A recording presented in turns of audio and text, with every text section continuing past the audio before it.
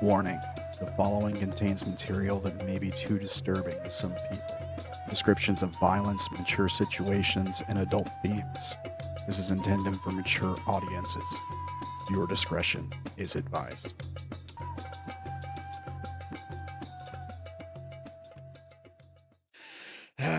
We are live. Welcome to Forest of Flesh episode 81. I hope you guys have had a fantastic week. Thanksgiving is Thursday. I've already started eating pecan pie. Why? Because it's delicious.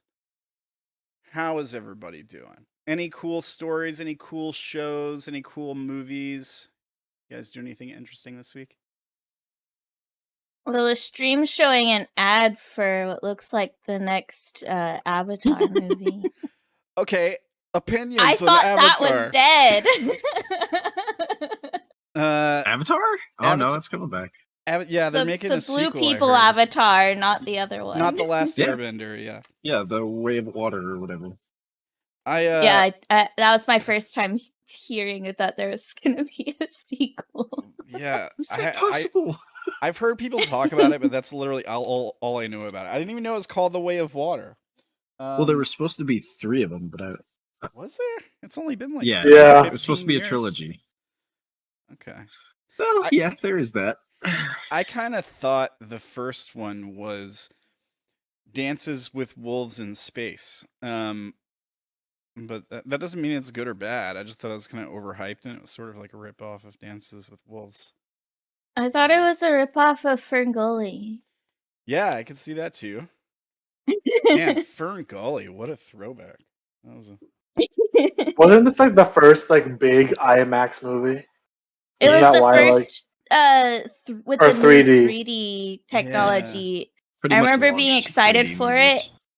I was sick for an hour after. And I hated it. You hated it? I don't like 3D movies. I don't like them.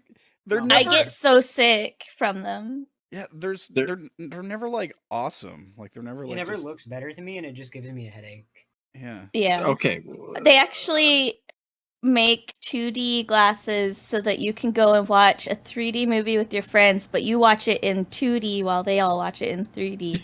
I bought some because my family always wants to go watch the 3D movies, and I'm like, well, I guess I'll go sit in the 2D version by myself. Yeah. I mean, like, I guess a lot of movies these days just like borrow from other movies, right? And Mhm. that's sort of a normal There's thing. no original stories anymore. They're all based off of something. Yeah. I think A Everything spin-off. Everywhere All at Once is the most original thing I've seen in a while. Yeah, I've heard that. I was love really that good. movie. It was A lot of people said it was was awesome. It was really like the good. next. but it was also really weird. Everything what? Everything Everywhere Everywhere? All at Once. It was really weird, and that's why it was awesome.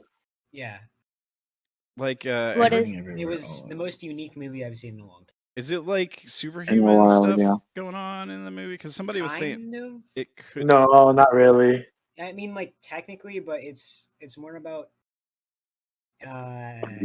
branching possibilities. It's better if you watch it without knowing anything about it. Yeah. Okay. Yeah, I just heard somebody It's- talking about how it could be like the next MCU if they really wanted to go that way with it. Like, I don't think they should. I don't think that that's weird. Yeah. I don't know what that means. I don't know anything about the movie. The only thing I don't either. Me the only either. thing I'll say is it's a story about regular people and how life can be different depending on your choices. Okay. And it's a story about family. It's a story about family. Okay, that sounds good. That sounds- It's really good, but you have to be like in the right mindset going into it of this is gonna be weird, but it's pretty good. All right. All right. Just like I you would- have to go into a B movie knowing it's a B movie. Yeah. Otherwise, you're gonna be like, why did I waste this time? I would just watch Okay. it with no expectations and be pleasantly surprised. All right. Fair enough. Well, speaking of families, I guess, what happened last time on Forest of Flesh, guys? That's a great segue, right? We got eaten, or I got eaten. You did get eaten. You did, by the deep worm. Where did we pick up last time? Was it after the Gym Stalker fight? Or did we have to finish it last time? We had to finish the fight, Yeah. but it was over fairly fast. Yeah, you guys were pretty close to the end of that fight, I think.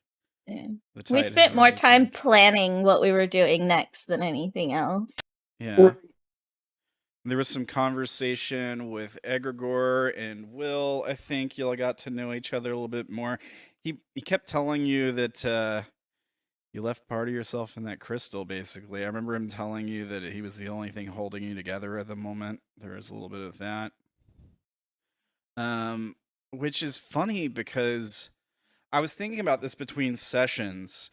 I don't think there's anyone in this group who in this cast of characters, I mean, the players I think would know this stuff obviously, but I don't think there's any character in this group that would know what he's hinting at with that.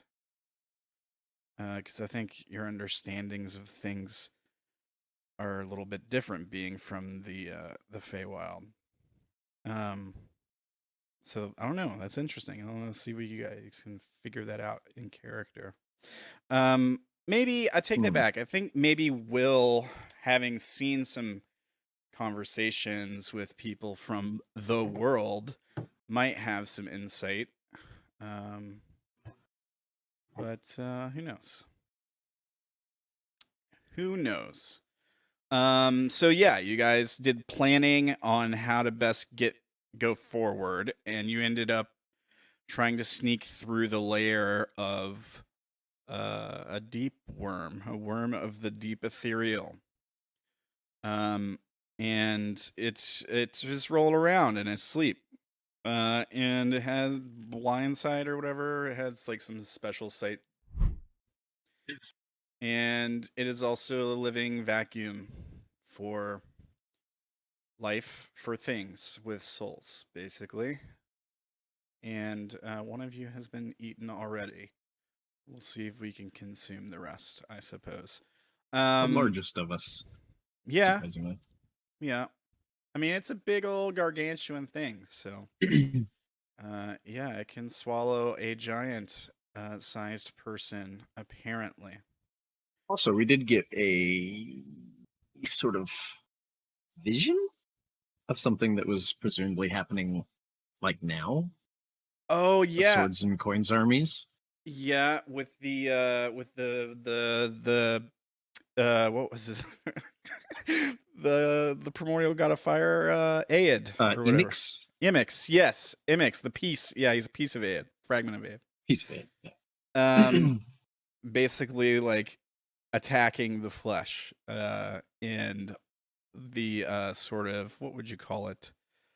Collateral damage, being wreaked on the armies of the swords and coins, who almost turned on each other, seized the opportunity. It's sort of like like an alliance horde kind of moment. You know how they're always turning on each other in the middle of crazy things happening at the worst possible time. And just the way things go sometimes. But yeah, so a lot of people there are no longer in the world of the living, kind of like you all right now. So there was some of that. Was it all of you that saw that, or was that an audience thing? I can't remember. I don't remember either. Don't know. I didn't write that part. I just wrote out a description of what you said. I think it might have been just the audience. But you guys did gain some knowledge about how the ethereal plane works. I think maybe it was from some of you trying to use your mind to travel here. Some of you were skirting the curtain or whatever it's called, where you brush up against the deep ethereal. There's like two different areas of the ethereal plane that you all are in. And I think some of you came back with some knowledge about how to move faster, because remember, everything's half speed here. You And need to give up a piece of yourself. yeah, a piece of your essence, and you recover it if you rest. But yeah, it comes at a cost. So you can move at normal speed, but it basically like tears apart your soul to do so. And if I recall, it like reduces your max HP for each foot that you move. There it is. Thank you, Fang. Creature can move faster than its movement speed normally allows by surrendering part of its essence. When the creature moves, it can decide if it wants to move 1 or more additional feet. For each extra foot of movement moved this way, the creature's hit point maximum is reduced by an equal amount. If the creature's hit point maximum is reduced to 0, it dissolves into the ether and dies. Only a wish spell can reincorporate the creature. Otherwise, this reduction lasts until the creature finishes a short or long rest. Yeah. No problem. No problem. I'm sure that won't come in handy at all. As we try to flee the worm. Right. Are you guys going to try to flee the worm? I don't know if that's a good idea. I don't think we can now that Lumaki's been eaten. I mean, you can. Lumaki can We rely on Lumaki so much. He can We take can't care of lose himself. him. He's strong. He'll be all right. Just like Melora was when you left her with a big.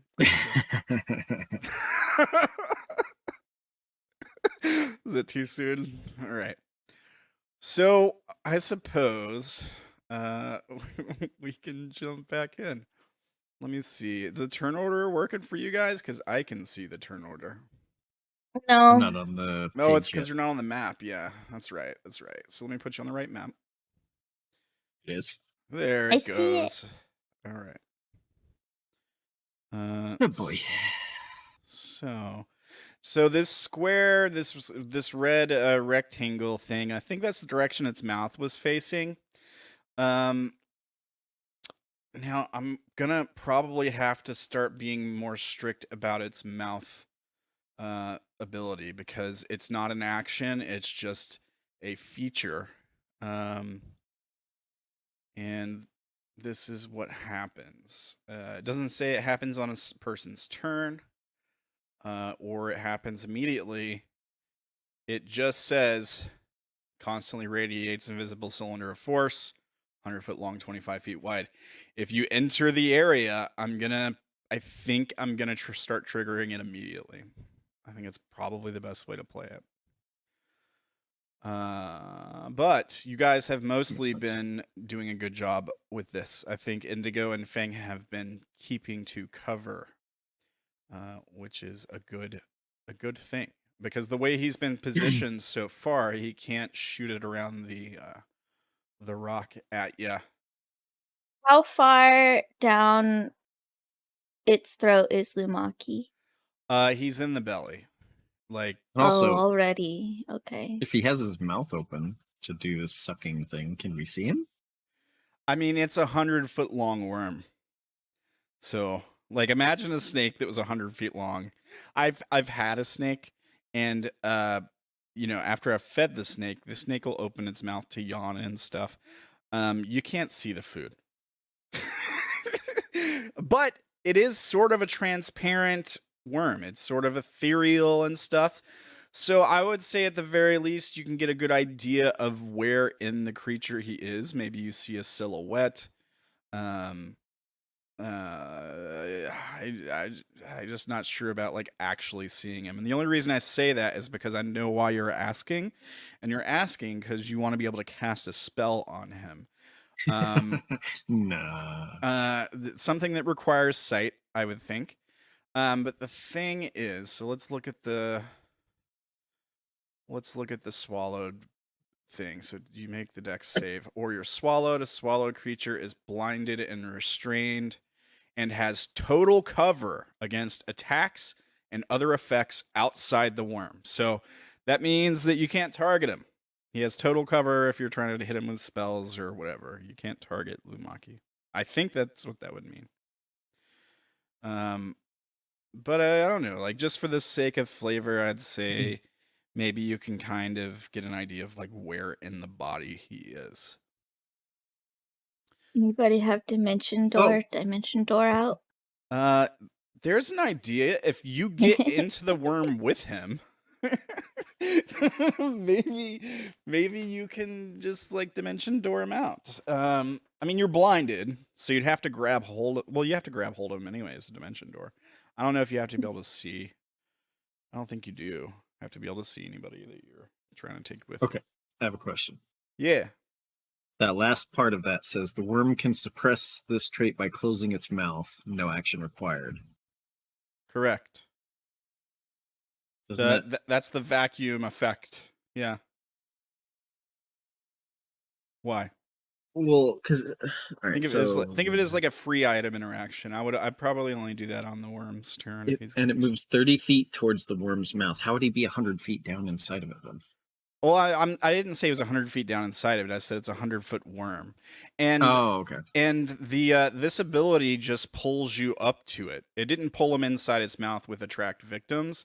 What got him inside of it was the bite ability. Oops, I'm just trying to show you. Let me take off the hide description on it so you can see it. I mean, I'll let you take a look at it. So here's the bite, right, that he was hit with, and that's the full description of it. So I've already told you that if he has to deal 30 damage to get out. There was a time on his turn he did deal the 30 damage from the inside of the worm to the worm. But it made the save. It made the save, correct. Yeah. Now here's the other thing. If two of you get swallowed, it's not two of you doing 30 damage together. Like, you have to do 30 damage on your turn because it specifically says 30 damage or more on a single turn from a creature inside of it. So, now that being said, if you got two people in there, you can trigger 2 saves, right? If both of you do 30 damage. But I'm not worried about Lumaki being able to deal 30 damage from inside. I bet he can reliably do that if he wants to. I don't know. Maybe staying in the belly is not a bad place to be if you got a lot of HP. But we'll see. So, I guess let's jump back into the battle here. Will, it's your turn. You're right up close on the guy.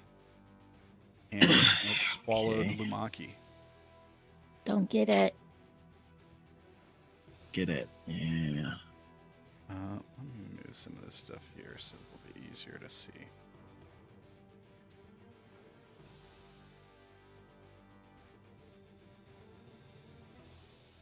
Oh boy, what to do?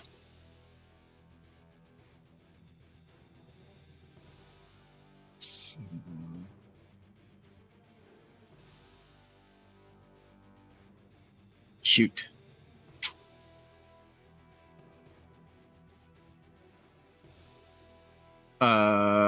Okay.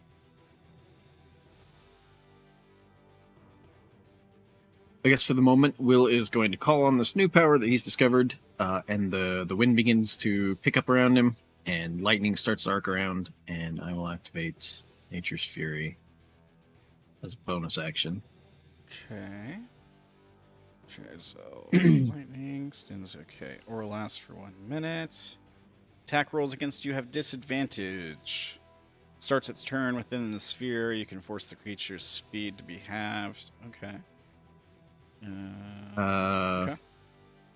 And then he's going to take 2 swipes with the Warhammer. All right. Make sure I have all the things clicked. I think so. Do we have your thing, Sha'ah? Is that what that green one is? Yeah, that's probably the emboldening bond. Or whatever. We have it on. I think that's right. We'll see. A 19. 16 plus 3. 19 misses. Oof. All right. Second attack. A 23 that hits.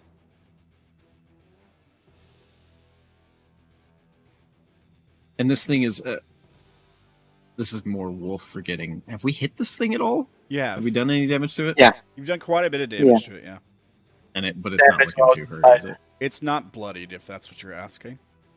Okay. I will smite on it then.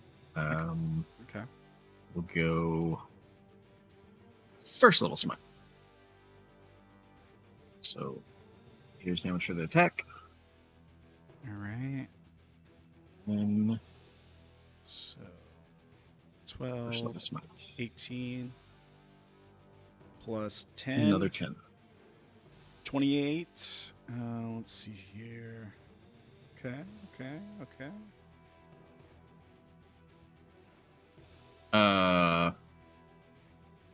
And where am I? So I know I'm not in its maw. I'm like right up next to it. But where am I in relation to this thing?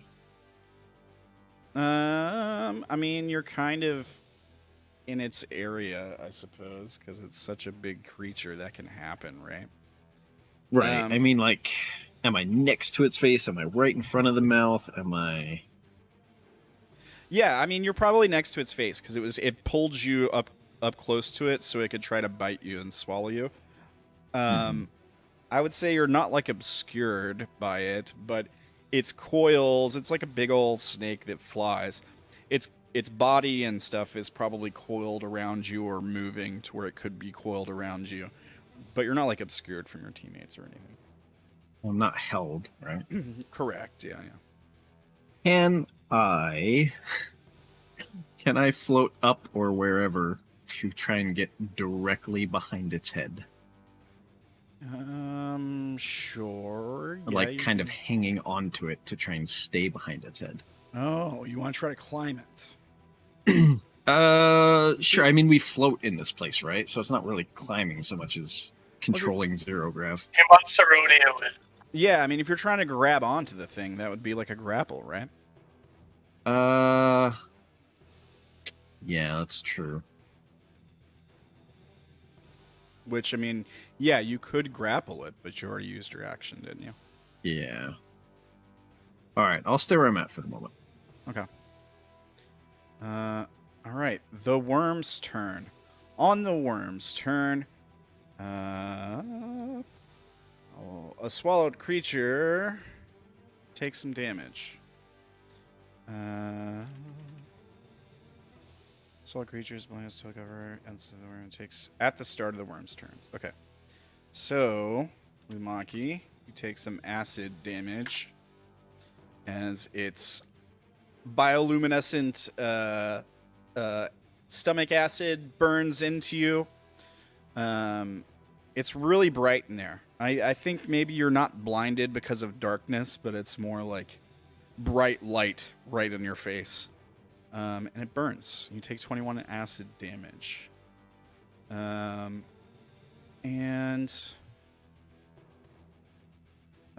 What's your perception, your passive perception, Lumaki?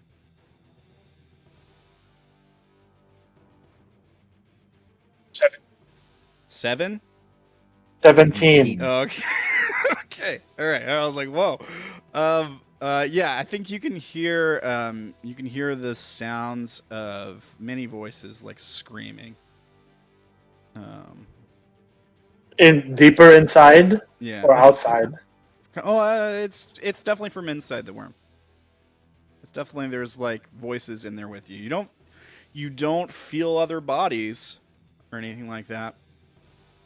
But you just hear like voices screaming in agony. It sounds sort of... Make a perception check.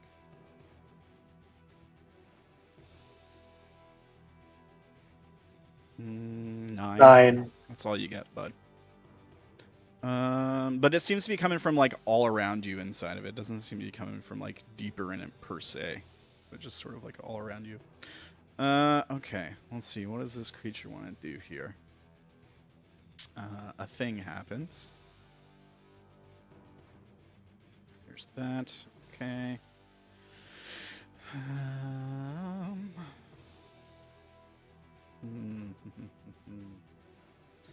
guess we will try to bite somebody.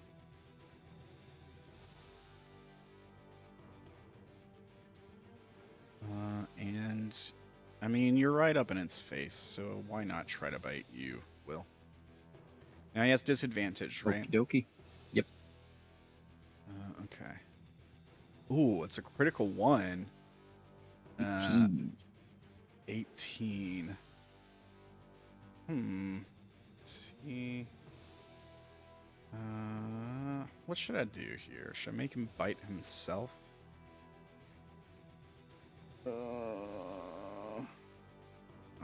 Sure.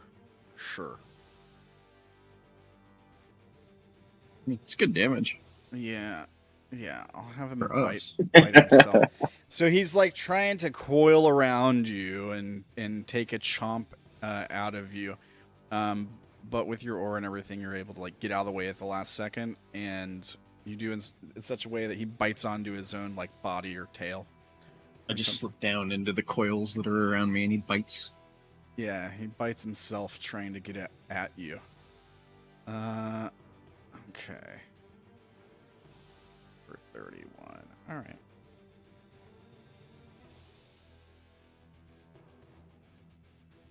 All right. And I think that's his turn. For my turn, I will I think stay safely out of the cone where I am. And swing my spiritual weapon. Hang on, I have no mouse right now, so it's a little bit slow going. All right. No worries. No mouse? Yeah, I'm using a trackpad right now. It's Oh, okay. it's not awful. All right. 27 hits. I'll cast 6. For 18. He is And- bloodied now. Then I will go ahead and use my action to. I'll just dodge. Okay. That's my turn. All right. Lumaki, you're blind, you're restrained, you're in the belly of the beast. What do you do? He's just gonna recklessly attack from the inside. All right, so cancel out the disadvantage. Go for it.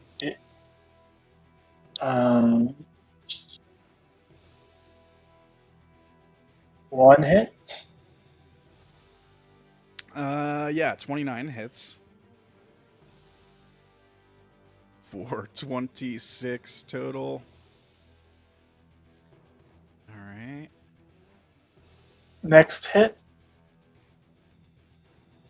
A 20. 20 misses. Oof. Oof.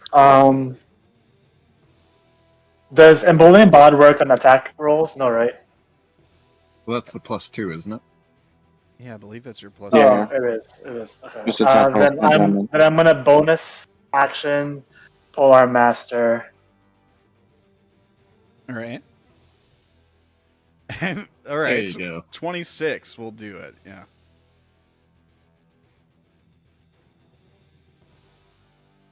For 17. Okay.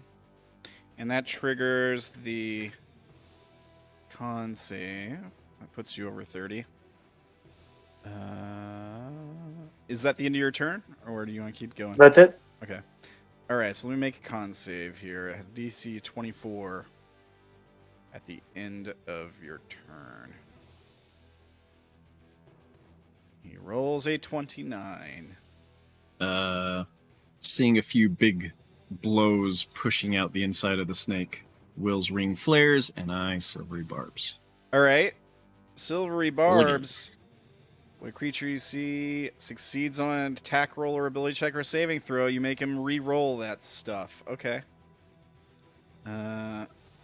Here's another con save. 24, exactly the the DC. He's got a decent con. Yeah, it was worth a Uh, shot. It was a good try. Good try. Glad I could waste your silvery barbs. I got 7 more. God damn. All right. Fang. Okay. Fang.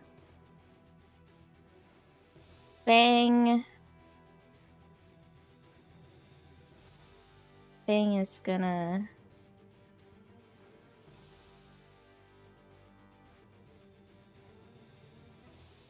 Step where they stepped last time to cast the Fey Spirit spell. And just try to shoot this thing. Yeah. So A 16. if a 20 doesn't hit, I'm assuming a 16 doesn't hit. Correct. Yeah. All right. Oh. No. That one. A nat 1. 1, 2. You could hit Will, maybe Sha'ah. No one 3. has ever hit as many allies as you, Ella. I don't know why. She gets more ones than anybody, it seems. You I also- think part of it's because I tend to use attacks that give me more attack rolls. Yeah. Like with Eldritch Yeah. Blast, I got so many rolls. You have more chances, yeah. It's a magic bow, right? Yeah. All right, so I won't break the string. 1, 2, 3. Roll a d3. 1, you hit Indigo. 2, Will. 3, Sha'ah. I'm gonna give Will a condition if you hit him. He already flinches when he hears the bowstring. You Who have was 2? Will? Yeah, it's Will. Just yeah. for Will. Roll damage on him. He's got. Hey, bring it on. You shot him so many times. I need to double check something.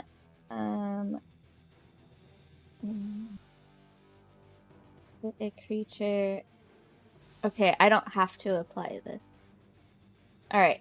Psychic damage. Yeah, from the dreadful strikes, I can 11. deal extra damage when I hit, but I don't have to. So 4. So 11 plus 2, 13? No, the 2 is the d3 No. roll. Gotcha. 9 plus 2. 11. 11. Yeah. Okay. Hey, friendly fire. And then Fang's gonna move there, and is commanding the Face Spirit to move and attack. All right. So the spirit is Might as well going move to. Yeah, the spirit's going to bonus action face step.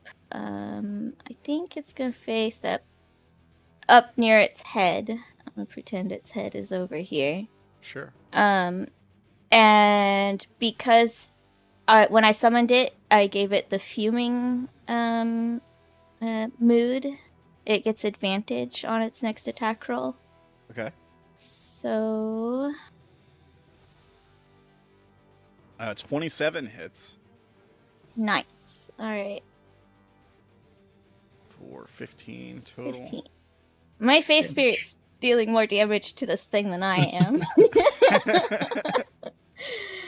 All right. Is that the face Let's spirit's see. turn? Oh wait, I forgot I didn't use a bonus action on myself. Move farther.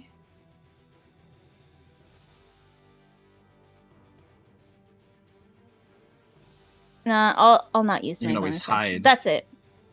Okay. Oh, that's true. I could To get bonus advantage. action. Yeah, you could hide. You're behind cover. Yeah, I'll.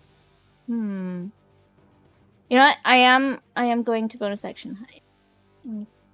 Right, make a stealth check. All right. Stealth 27.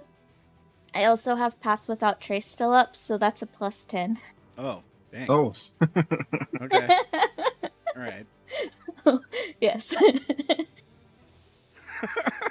Okay. Okay.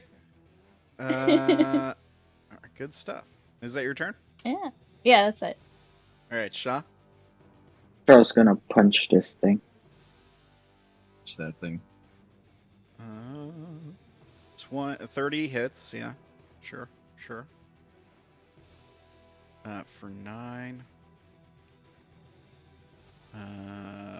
Yeah, you hit again. And I'm gonna add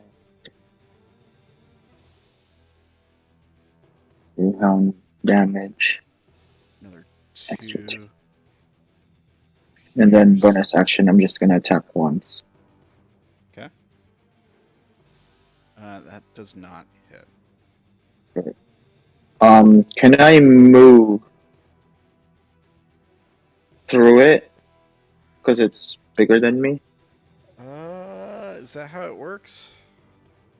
Let's see. You're more than 2 sizes smaller than it, so Then, I yeah. believe you can enter its space. Yeah, Yep. I think you can. You can move through non-hostile creature space. You can move through a hostile creature space. Okay, yeah. Yeah, you can. Okay. I'm gonna move this way. All right. 10, 20, 30, 40. Yeah. That ends my turn. Okay. Will. Okie dokie.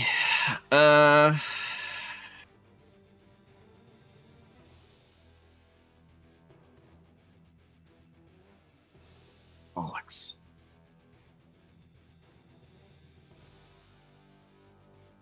A lot of things. We'll work on this thing. And worms.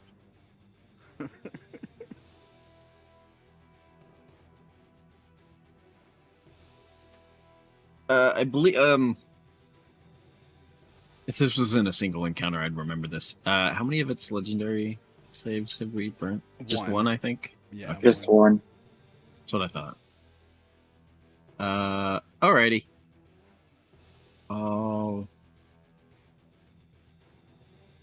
Righty. I'm gonna take 2 attacks Okay. first this time. A 22 hits. Will find smite again. So 16, 20 plus 17, 37. It's a good roll that time. Wow. Yikes. And then second attack. 31 hits. For another 16, 24. I don't know how much that was altogether. I didn't count. A lot. 37 plus 24.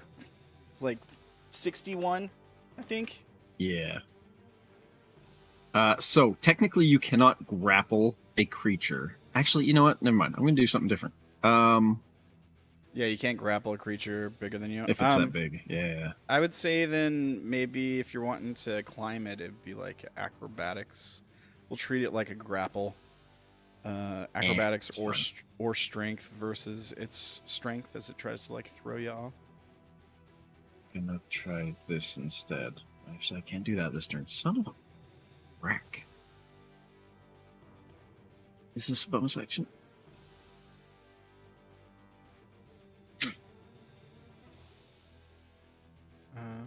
I don't know. Is it a bonus action? Will no. He's just going to do that.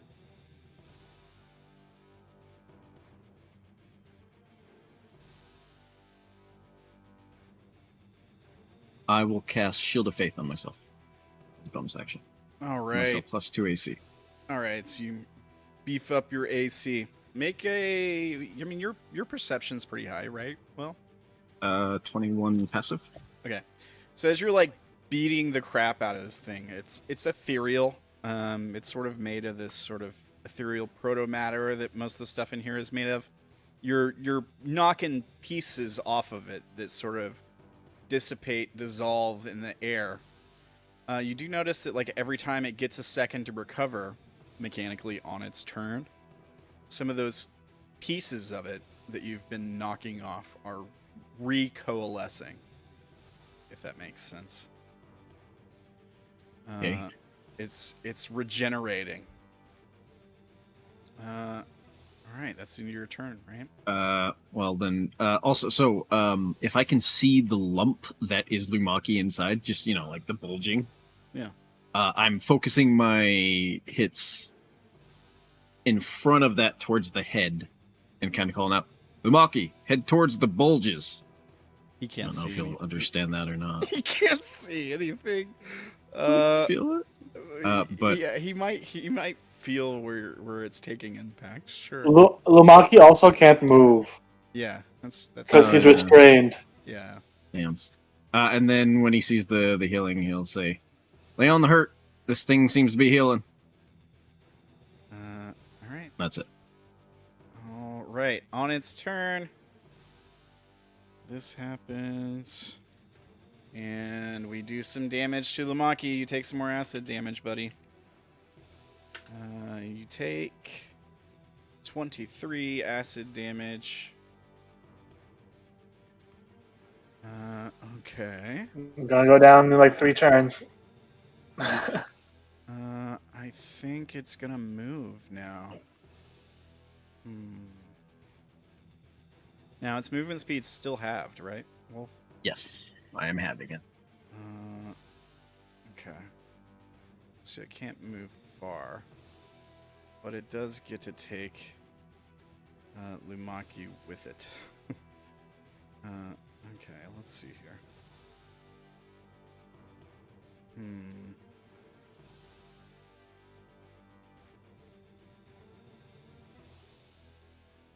It has no idea where Fang is.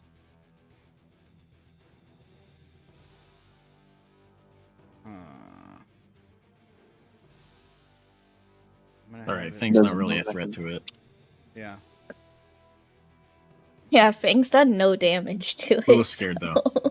I think it's gonna move. It's recoiling from Will, who just made it bite itself, and that's probably a pretty strange sensation. Don't make him bite himself, or did he just miss? Yeah, he crit failed, but I think for flavor, we're just saying it was Will who kind of made him do that, like moved out of the way at the last second. So or something. dexterous, Yeah, I think he's gonna move here. Let's see. 5, 10, 15. He has 25. 20. I've halved. Well, it's normally 50. Okay. I will take my opportunity attack when he moves out of my range. Yeah, take your opportunity attack. Same. Do it. Woohoo! Okay. I don't know what that I'm going- was. Oh, That's wrong. It's not an attack, Sha'ah. Roll your damage, Will. I'm going to Divine Smite, of course. Level 3. All right, Sha'ah, you miss. All right, let's see the damage. So Will I am. that 15, 25, plus another 11, 31. Jeez Louise. plus this times 2. Plus 31. 17, 21, 42. 31 plus 13 plus 26. 30, because that's doubled, right? 8, 9 plus 4 is 22 times 2 is 40. Wait. 21 times 2 is 42, I believe. Wait, where you getting? 8 plus 9 is 17, and then the plus 4. Oh, wait. One of those is... Oh, okay, yeah. I see what you're Ignore the 8, because I forgot to just like that. So it's just 9 plus 4. I rolled low on that. 13, which would be 20, 26 Sounds plus fun. 26 plus the 31, which is like 57? 57, I think. let's see, Check 15, to find 25, 31 plus 13, which would be, the 13 would be doubled. So it'd be 31 plus 26, right? 57? 5d8. No, it was supposed to be 5d8, so I actually missed a d8 there. So you could just count the 8 Okay. Yeah. All right. and then double the 8, so plus So 16 to whatever you just said. Another 16. All right. Yeah. It is. It's looking rough. Okay, program is wrong. Okay. It gets to there, and because Indigo and Fang are not a threat, it's not going to point the cone at them. It's going to instead point it at all of you. So Will, Sha'ah.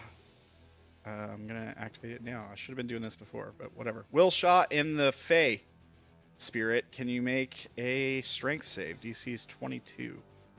Plus 5 to your saves. All right. 22. Fae spirit fails. Okay. And Will fails. Okay, so Fail. on a failed saving throw, the target is paralyzed until the start of the worm's next turn, and it moves 30 feet towards the worm's mouth. On a success, the target moves 15 feet towards the worm's mouth, but is not paralyzed. Okay, so paralyzed for these two, and you move 30 feet. I mean, you move to the worm's mouth. 5, 10, 15, you move to the worm's mouth, we'll say that's there. Sha'ah, you move 15 toward it. 5, 10, 15. But you're not paralyzed. And that doesn't do any damage. Okay. Now, I guess it would see Indigo now. I'm going to say it doesn't see Fang. Indigo! Actually, they're paralyzed, so it gets advantage on Will. He's got +2 AC. It's really hard to hit. He's not a smart creature. I'll tell you what, I'll roll a D2. Actually, he could hit Sha'ah, too. I'll roll a D3 to decide who I want to attack. 1 Indigo, 2 Will, 3 Sha'ah. It's not a very smart. Actually, What? Will's spell and the wind whipping around, the lightning arcing, all goes away. Oh, because you're Because I'm incapacitated for You're paralyzed. incapacitated. So now would be the time to strike you. It's not, again, not a smart creature. Its intelligence is real low. I rolled a 1. I think that means Indigo. Indigo, I'm going to attack you, buddy. Okay. It's at disadvantage. Disadvantage. Although that doesn't change anything. That's gonna hit it. All right, you take 20 piercing damage. I take 20. And I need a dex save. DC's 22. I will use my inspiration on this. Okay.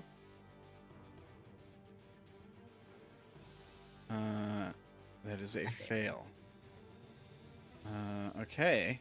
You are swallowed by the creature. Does emboldening bond work on It applies saves? to saves. It does, So you Yeah. have an extra D4. but it wouldn't. Go Before it's a for 4. That, He needs 5. I'll roll it what for was fun. it? Oh, I see. So it won't matter. DC's Never 22. mind then. Here, I'm rolling it for funsies. Okay. All right. Okay, so you're An even swallowed. 18. I'm gonna put you right here by Lumaki. While you're swallowed, you're blind and restrained. So there's restrained, and where's the blinded thing? There it is. We'll do that. Okay. And I think that's his turn. Indigo, you're blind. You're restrained.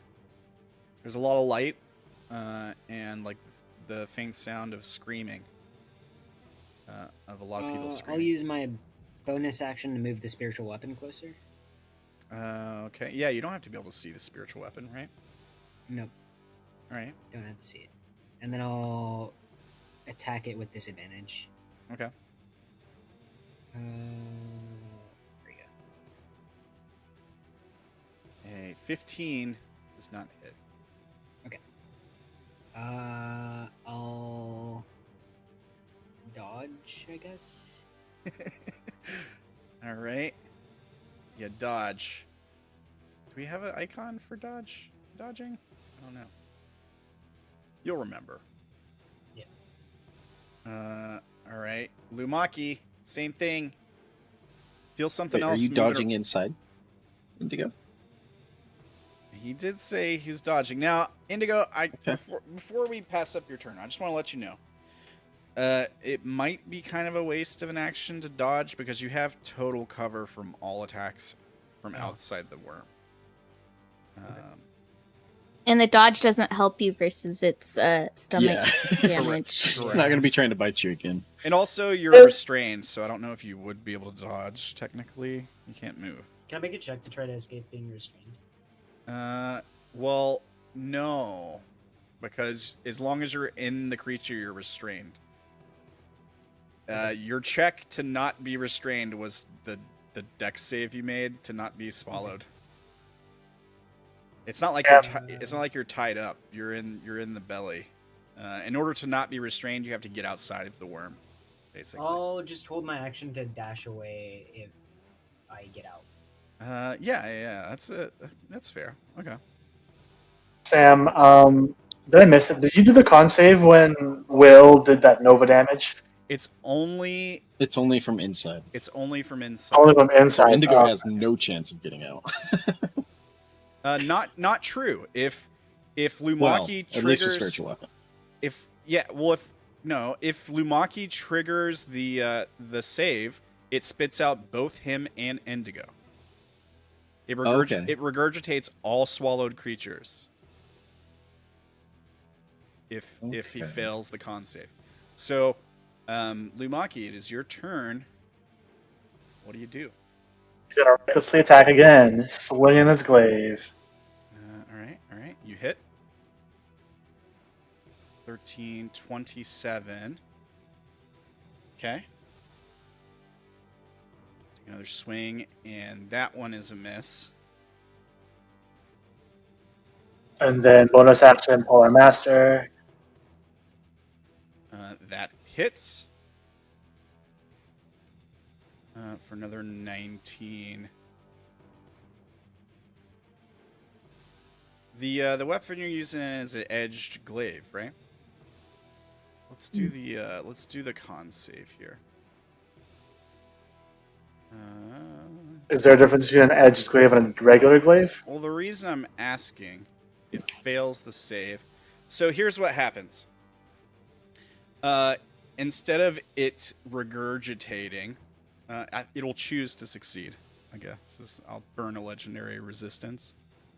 But it doesn't matter. Because you kill it. You cut your way out of it. So here's what happens. Let me uncue the music. All right, so you kill it from the inside. So basically, all of you on the outside, if you're paralyzed, you're no longer paralyzed. I guess as the thing dies, we end combat turn order. A sword erupts from the belly where the lump is, and cuts out. There's a bunch of like purple blood. And as the wound opens up, light erupts into the cavern. The light pours out of it. It doesn't just shine on the cavern, but it pours out and takes like physical form as like light erupts from this thing. Lumaki, Indigo, you emerge like prone. Yeah, you guys can crawl out of it prone. But the light pours through the cavern and takes form as all of you hear the sounds of dozens, hundreds of people screaming. Those of you with like high perception would see some faces in the light as they pour out of the creature's belly, and start to sort of like swim through the air, screaming. They look like Will, you might have seen when they encountered ghosts with A-Team. It looks like ghosts, like a bunch of ghosts coming out of this creature's stomach, and they sort of like fly through the air, and they eventually they're just screaming in confusion and anger. They have no idea what's going on, but they eventually like fly down this cavern here, just like flying away in terror, you might say. They don't seem to pay any attention to anybody standing around the creature. But the creature dies, and it begins to dissolve into the ether shortly afterward. Any familiar faces? Make a perception check. Okay.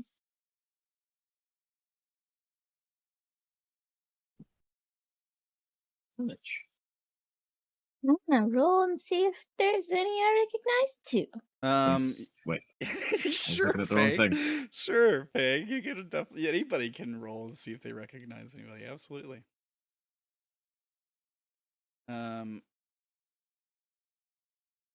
Okay. Anybody else want to roll? No. Okay. Okay. All right. Sha'ah. Okay, that's a 21. All right. Will 23. Fang 30. Fang, you probably see a couple that you recognize. I'm not sure who you know who has passed, because you're sort of new. I don't know if we haven't really like had you see anybody die yet. I don't think. Fang knows a lot of people who got taken by the Liars. liars. Okay. Mm-hmm. And also Fang and Indigo don't know what happened to the people that lived in their community, do they? Fair. Yeah. Maybe you see some of those faces. Especially people that died in moments of like anger, confusion, grief, strong emotional, painful deaths. Most likely those folks.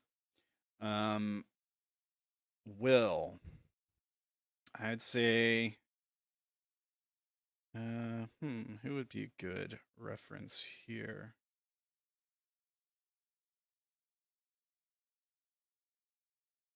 I don't know if I should do that. Why not? Yeah, I'd say it's kind of a emotional moment. It's the faces are all like distorted slightly, right? Because they're basically like undead, so some of them may still have their mortal wounds on them, throats cut, whatever, that kind of thing, eyes missing or whatever. But you do make out what looks like it could be Timothy. In there. You And saved Timothy. yeah, there's like this moment of is that, and then but by the time you realize what's going on, because you only saw him like through, a long time ago. Through the audience's eyes, yeah. Yeah. And by the time you realize, hey, is that him? Maybe the camera picks him up, but like it's from behind, so we don't see his face. We just see like the back of his head, maybe the silhouette of his cloak. And yeah, he's gone by the time you realize what's happening. Feel an aura of child hating. Yeah. Okay. Yeah, and so as the light sort of dissipates and the souls, the trapped souls that this ethereal parasite has been feeding on, have escaped, and the creature starts to dissolve into the ether. It probably just lays limp, kind of like curled up in the air for a bit as its body starts to dissolve, like Spider-Man in Endgame. Lumaki is apparently still stabbing it as it's dissolving. Okay, yeah, fair enough. Absolutely. Yeah. You So chose to eat the wrong person, Snake.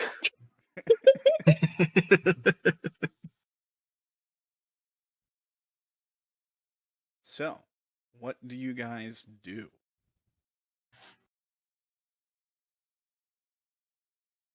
Aside from bones, did there seem to be anything interesting that, like, maybe this thing didn't finish off? I mean, there's still lots of like crystals and gems and stuff like that in here. No, like loot. Like I see there's humanoid skeletons in here, and they don't have like any armor or weapons or. Make an investigation check. Yeah.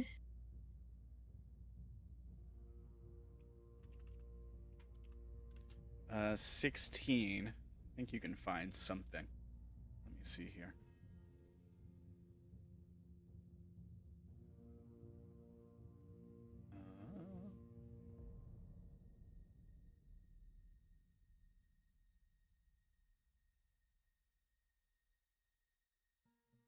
Let's see.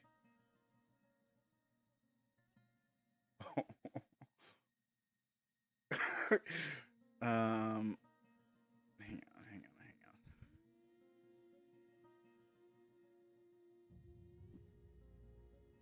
Here we go. So you do find some gold. You probably looking around, checking all the areas, all the bodies. Eventually, after a few minutes, say you find a total of 2,000 gold in the room. Which is quite a bit. Wow. And you find a potion of flying, which is not very useful here, but there you go. It's very rare.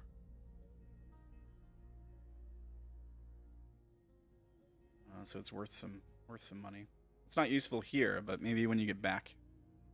Yeah. If you get back. I'm going to assume that took some time. The face spirit's gone. It only lasts for a minute because I chose to summon it without concentration. Okay. Fang probably wouldn't have wanted to spend more than 10 minutes looking around, especially if they're the only one looking, because they still have Pass Without Trace up and they don't want to waste it. Okay. So once they quickly go through and snag things, they go to the others and say, "Hey, I can still make a sneaky. We should go." Yeah, we should. Do you know where we're going, though? Down where those things went, I think. It's kind of the only way to go, I suppose. You can go back the way you came, or you can follow the sort of path forward. Yeah, the way that the the spirits went. You would notice the path ahead. The gems, which have already become more sparse, I suppose, in this room, and the sort of tunnel right before it, seem to become more and more sparse, meaning less of them.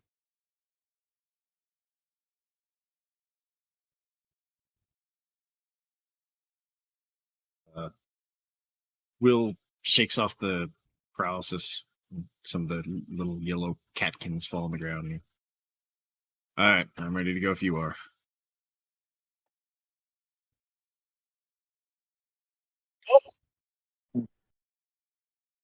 You good, Lumaki? Yeah?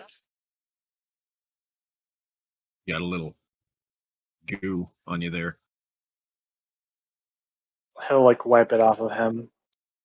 It's just goo. It's okay. Doesn't hurt. Good to hear. All right, so you all continue forward into the tunnel. It goes on for some time. I mean, it's a winding tunnel. It's wider at some parts. There may even be a few places where it opens up for a bit.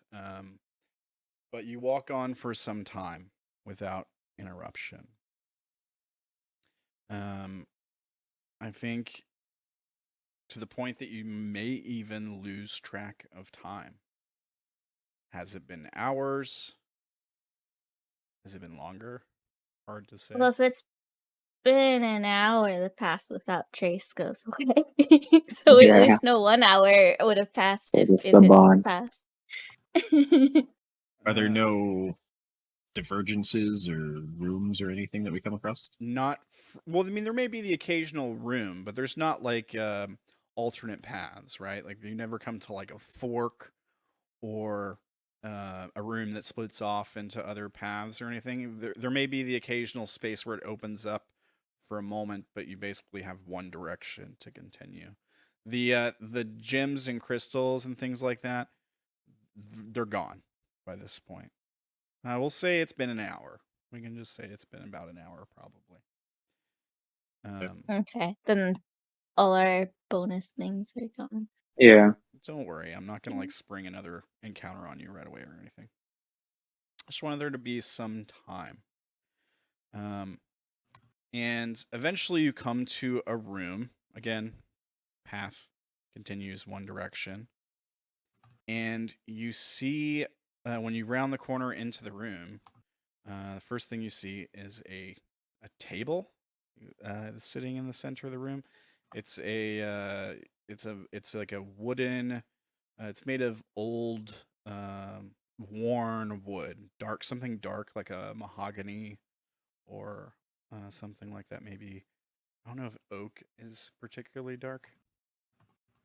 But it's like this old worn table, and it's basically wood held together by tightly wrapped twine.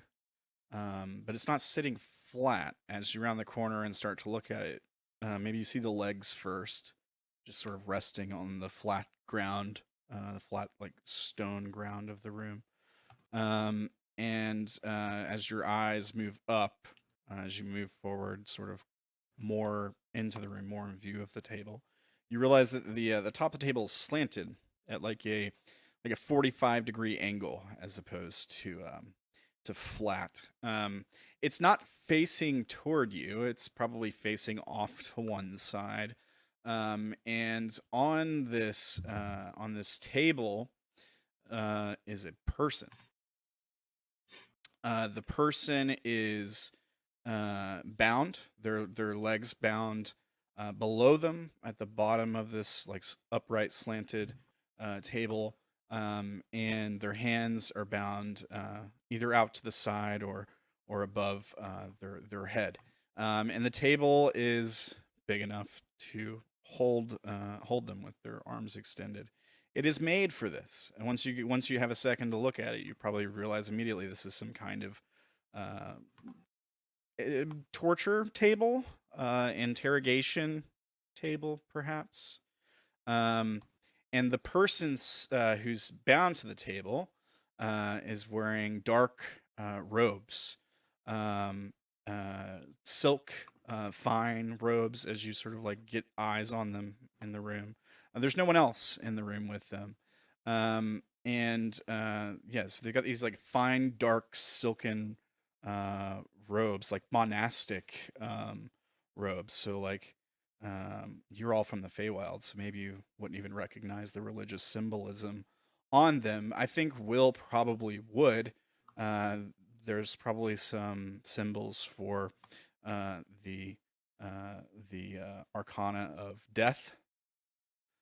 Maybe some like little skulls or the horse, the white horse, or like sickles or something like that on the trim, and they're bordered with like gold thread, and it's like trim, and they're finely crafted, although somewhat dirty and road worn. The man, he when you walk in the room, he's facing away from you. and as he turns his head toward you all, as you walk in, like start to walk into the room, almost like he heard a noise. But you see when he looks over in your direction, he's not looking at you, like he's looking past you, at something else. He seems to see something else past you that's that only he can see. And so he's got this bald head. Will, you might even recognize him. I think you know who I'm describing. Yes. Bald head. Bald head, wearing robes of death tied to a table. Does it ring any Oh. bells? As he like looks up and past you all, like his 1,000-yard stare. Either he's like looking through you or he's looking at something else entirely. His face starts to contort with pain. And he starts to sort of tug at his restraints, and he begins screaming loudly. There's a bulge that appears in his stomach or lower torso as something seems to be pushing its way out from within. This goes on for a few seconds until his chest bursts, and the fluid and organ that was inside his body spills out and over the table and onto the floor. There's a faint light that you can see coming from this enormous wound that has just opened in his torso. And that is about when he suddenly dissolves into the room and disappears.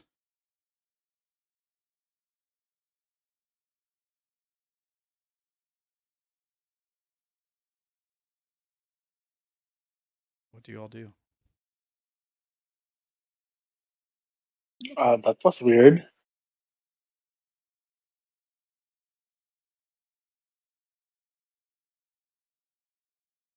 Who was that human?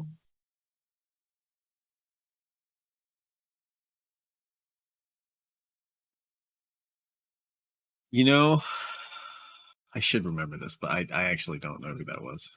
That was Black Rivers when Vash Saint Stride. Oh, I was not ever gonna guess that. What else? He had another name that we called him. What else did we call him? Lapel. Wasn't Lapel. Yeah, Lapel. yeah? Wasn't Tim Lapel also Baby. bald in a death? He's also bald. Think of Tim. Yeah, you didn't roll high enough. You didn't roll high enough to recognize both of them. Sorry. I didn't want to give you Tim right away because you already saw him. So I wanted to give you something. I wanted to give you something you wouldn't expect. I'm glad I know now, but I didn't know, so I'm gonna say that Will is not completely sure. Like he recognizes him, I've seen that person before, but he can't place him. Yeah, you saw that moment before. Like it. Yeah, you might be watching it with a sense of sort of deja vu, right? Like I've seen this before, but the room was different. So when did we stop sneaking? You didn't. He didn't ever detect you. Oh, okay. He didn't ever see you guys. He was looking at the other people in the room with him when it happened. He didn't ever like react to you all. This just sort of happened as you walked into a room. You guys probably still sneaking, still haven't been spotted. Oh, even better. I didn't see it because I'm blind. Oh, great. Yeah, I don't have my lantern out. If we're sneaking, I don't have my lantern out, so I'm blind. There we go. That's why I don't know. All right. Oh yeah, I forgot Fang and Lumaki and Sha'ah were having to like lead Indigo and Will. Yeah. Yep. That's even better. You don't see it. You hear it. I've stopped. You hear the screaming. You hear the sound of his organs landing on the floor. People with dark vision would see it. I don't know if you'd be within 30 feet for your tremor sense.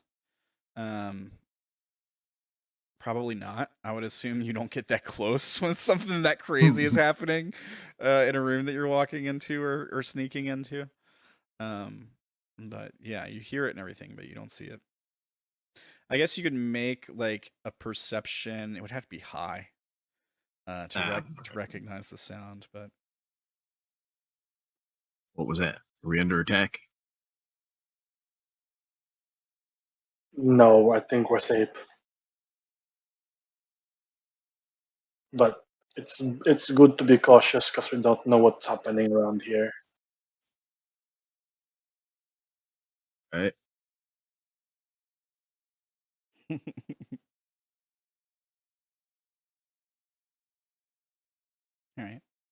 all right. So it's just a table. No, the table disappears too. Oh, Yeah, it's just an empty like cave room. Now, kind of looks like the stone. Interesting. The stone is a little off color from what you might normally expect to see in a cave. But yeah, it's basically just an empty cave room. There's no guy. He doesn't reappear or anything. He just he starts to scream in pain, and then by the time his screaming stops, he's sort of dissipated back into the ether. can you make me smaller, by the way? Yeah, I can. Yeah. Here, why don't you guys do this? Why don't you line up in like a marching order over here? I'll get this out of the way. Let's put it over there. I'm guessing the spiritual weapon's gone for the time being, also. But if you guys want to do like a marching order, like you're marching from left to right, I put Lumaki in the front. You don't have to be in the front if you don't want to. Fang would have been in the middle to make, or like it close-ish to the middle, I guess, because they were using the pass without trace. Fair enough. Yeah, and I have to be in the middle because blind.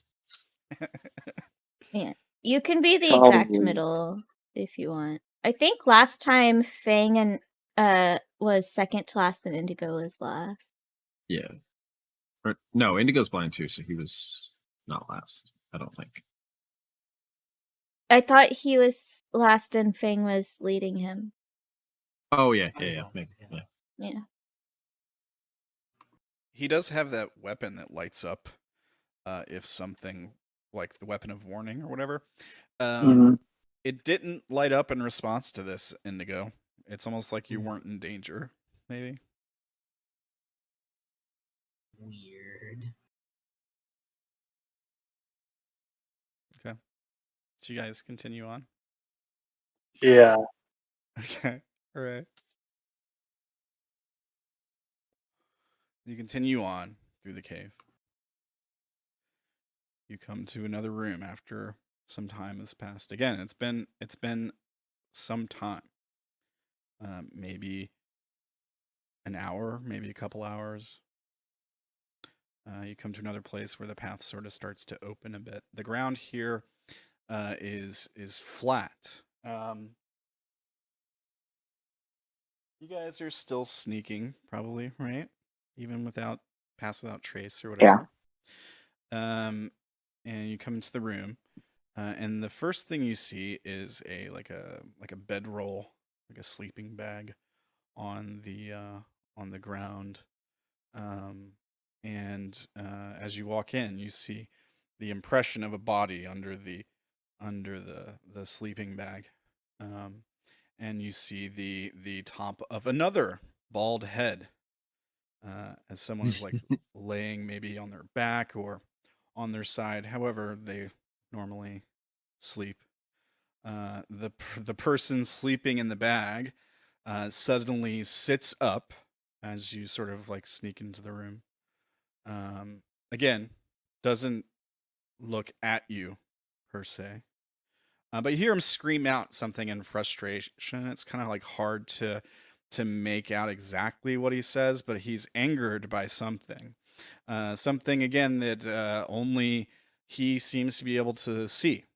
But he yells out. He faces a random direction in the room. And he yells something out, and then you see a light emit from his hand.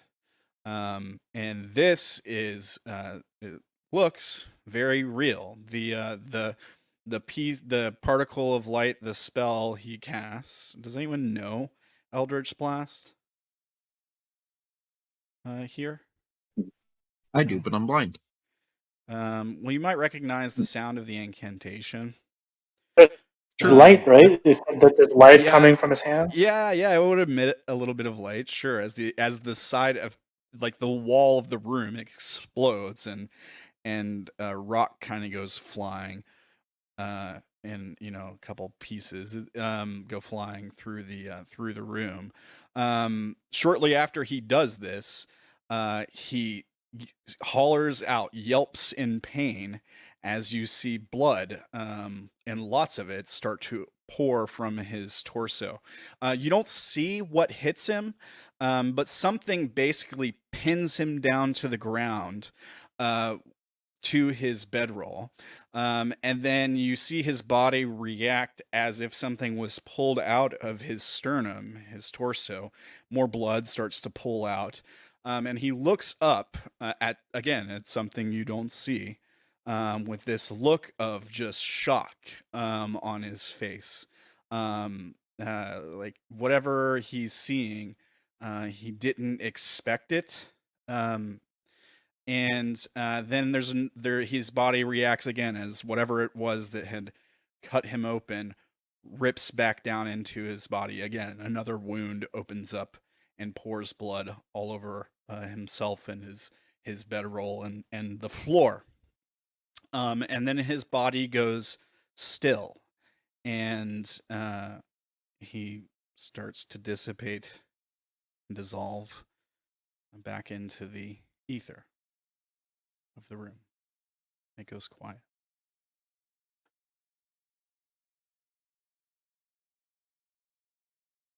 All right, now what was that one? People keep disappearing. They just scream and then they disappear. It sounded like he was attacking us. Well, if he did, he missed completely. But it looks like he disappeared, like how the worm disappeared when we killed it. Lumaki, make a perception or investigation or intelligence check.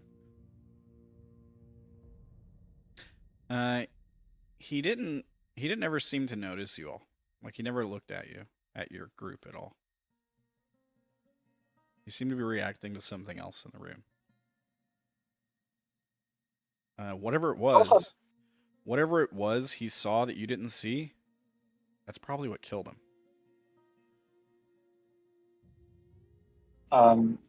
It does look like he didn't even see us. It looks like he was reacting to something else. Something else. Yeah, I don't know.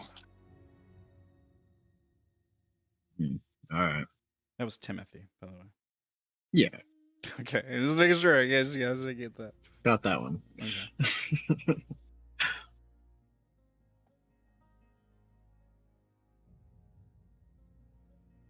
Okay. How long have we been going now? I sort of stopped counting time once we've been down here. It's sort of hard to tell.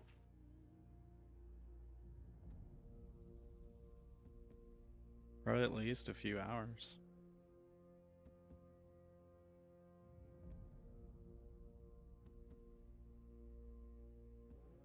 I guess.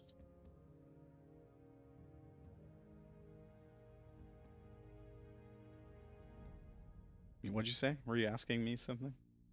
No, Will said, all right, I guess. I guess we'll just keep going. Yeah, okay. You guys continue on. And yeah, again, you're marching on for a while. The path doesn't seem to really necessarily go low or go high. Like it doesn't seem like you're climbing. in parts, maybe it raises a bit or lowers a bit, but overall, it doesn't seem to be trending downward or upward necessarily. And yeah, you march on for another few hours before you come to another room. This one's kind of odd when you first walk into it, because the walls, as you sort of start to come into the room, for those of you who can see, the room is the first thing that catches you off immediately is the walls are like straight as you walk in.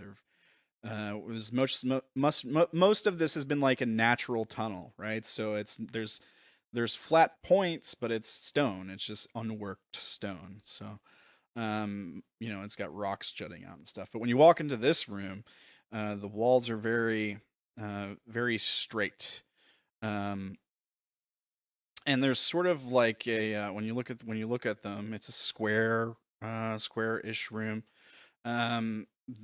They almost look like the pattern on the walls almost kind of looks like wood paneling, just faintly as you walk in. I think mostly those of you with like higher perception would notice that. For those of you who can see. When you walk in, there's nothing at first. Maybe it's just another clear room and just looks kind of odd. And it's not very big. It's maybe 20-30 feet at most. And there's nothing in the room. It's just empty.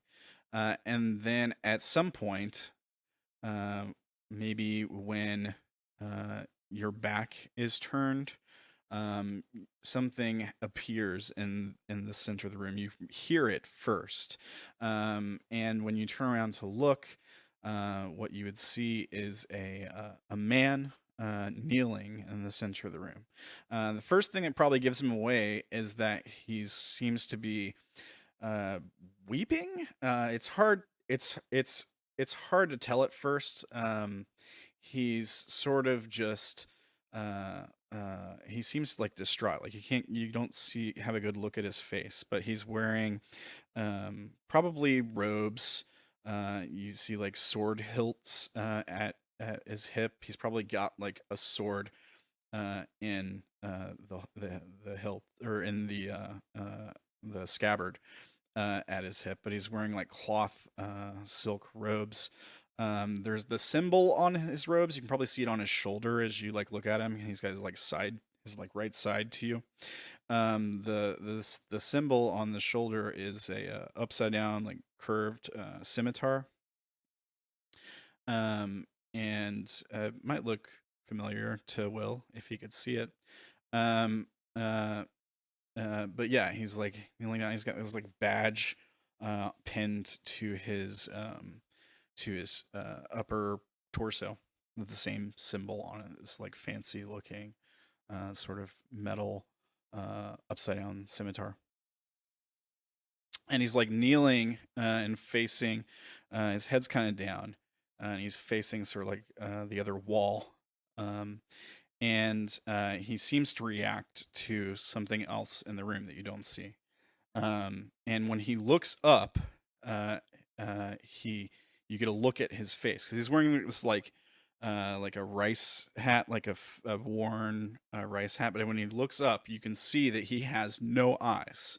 His eyes have been ripped from his skull, and his hands, which were like sort of down and sort of like folded together in front of him, like in the sleeves of the opposite arm, like tucked away.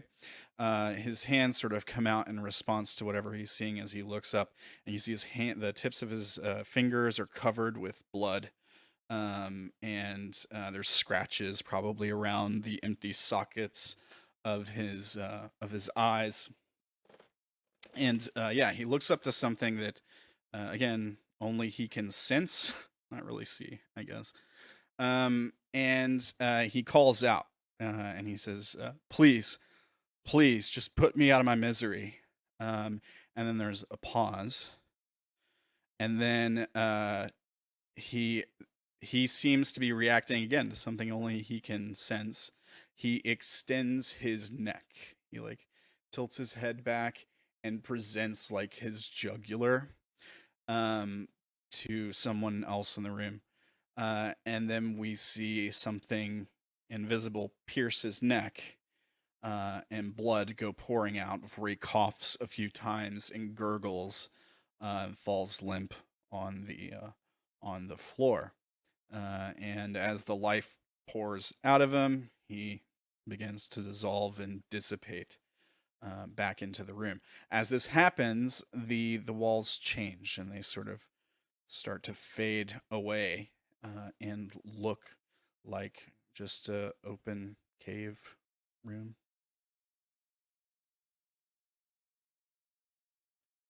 Did you guys recognize that one? Probably not. Maybe not. It's been Was really... it from B Team? No. No. Was it the guy at the beginning Yeah, that he it's killed? the first I thought guy. too. The first guy A-Team killed, I think. Yes, the guy who had gone crazy in the fishing village that you all had to put down. In the little room, yeah. Yeah.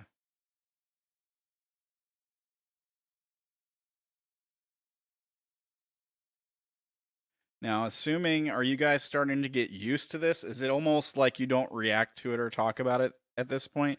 Or do you still like discuss what I think Lumaki is used to everything being weird down here, so he's not gonna say anything. Okay. Was that another one? Yeah.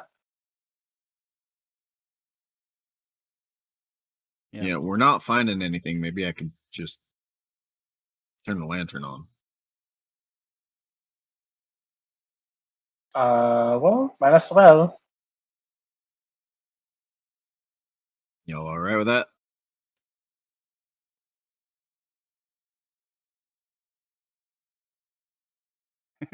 Fang shrugs. Okay. Y'all are sleepwalking. All right, so here We're all in a state of shock, apparently. so you guys are going to continue on, I guess. Are you even sneaking at this point if you're going to have the lantern on and stuff? I don't think you can sneak with a lantern. I mean, you guys can still like try to take cover behind rocks jutting out, or they could stick behind like 20 feet behind me or something. Yeah, I could go first. Okay. I mean, the only reason I ask is because I imagine you move slower when you're sneaking versus just trudging through a tunnel.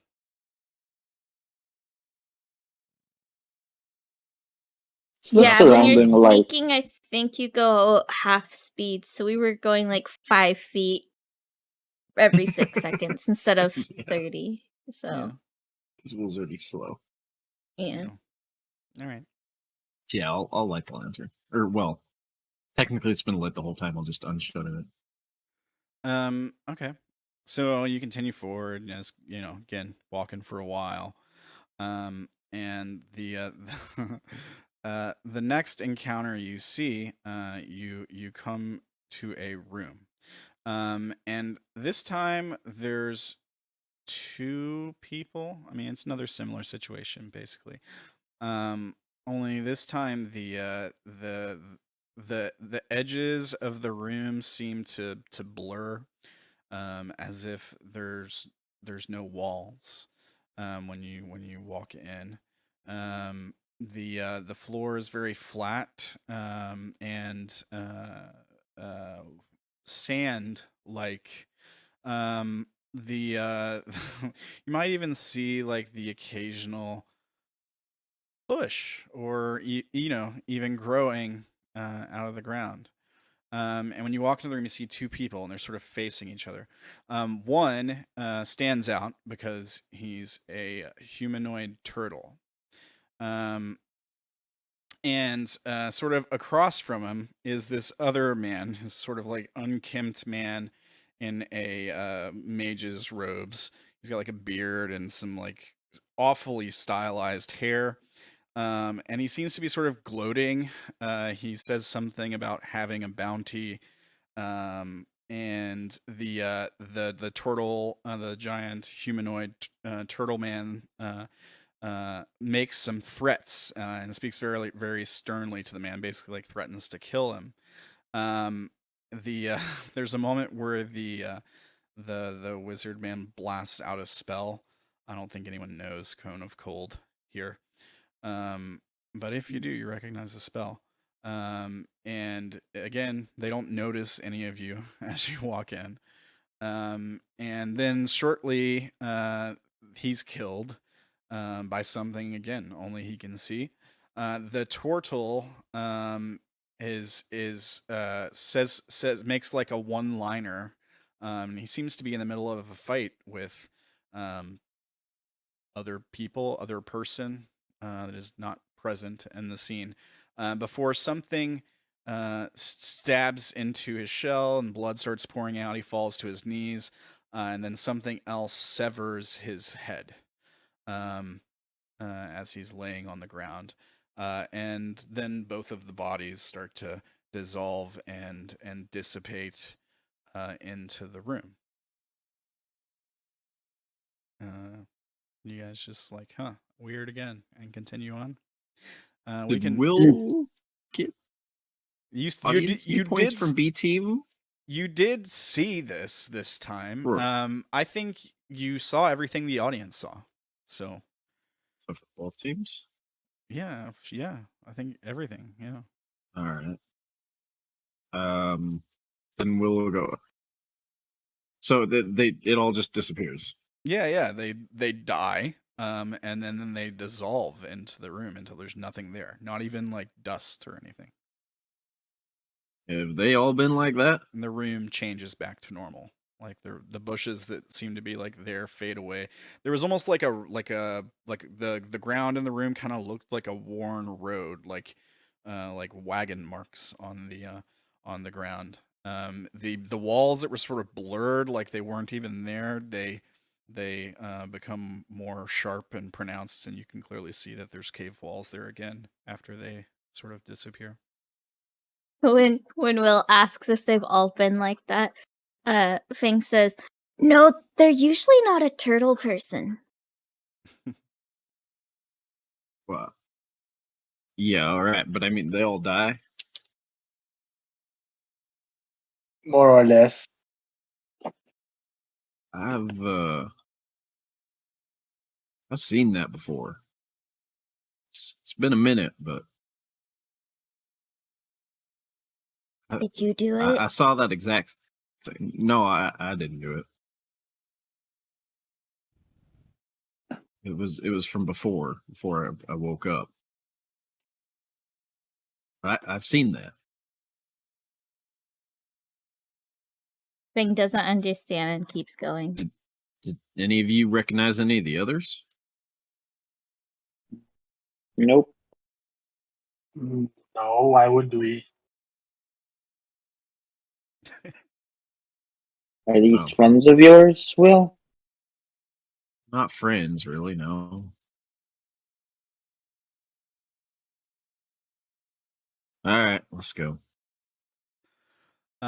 So again, you walk on for a while, come to another room, and in this room, Sha'ah, you have dark vision, right? Blind sight. Blind sight. And we have a Oh, light. you have a light. And we have a light on. Okay. So you're seeing this stuff too. Okay.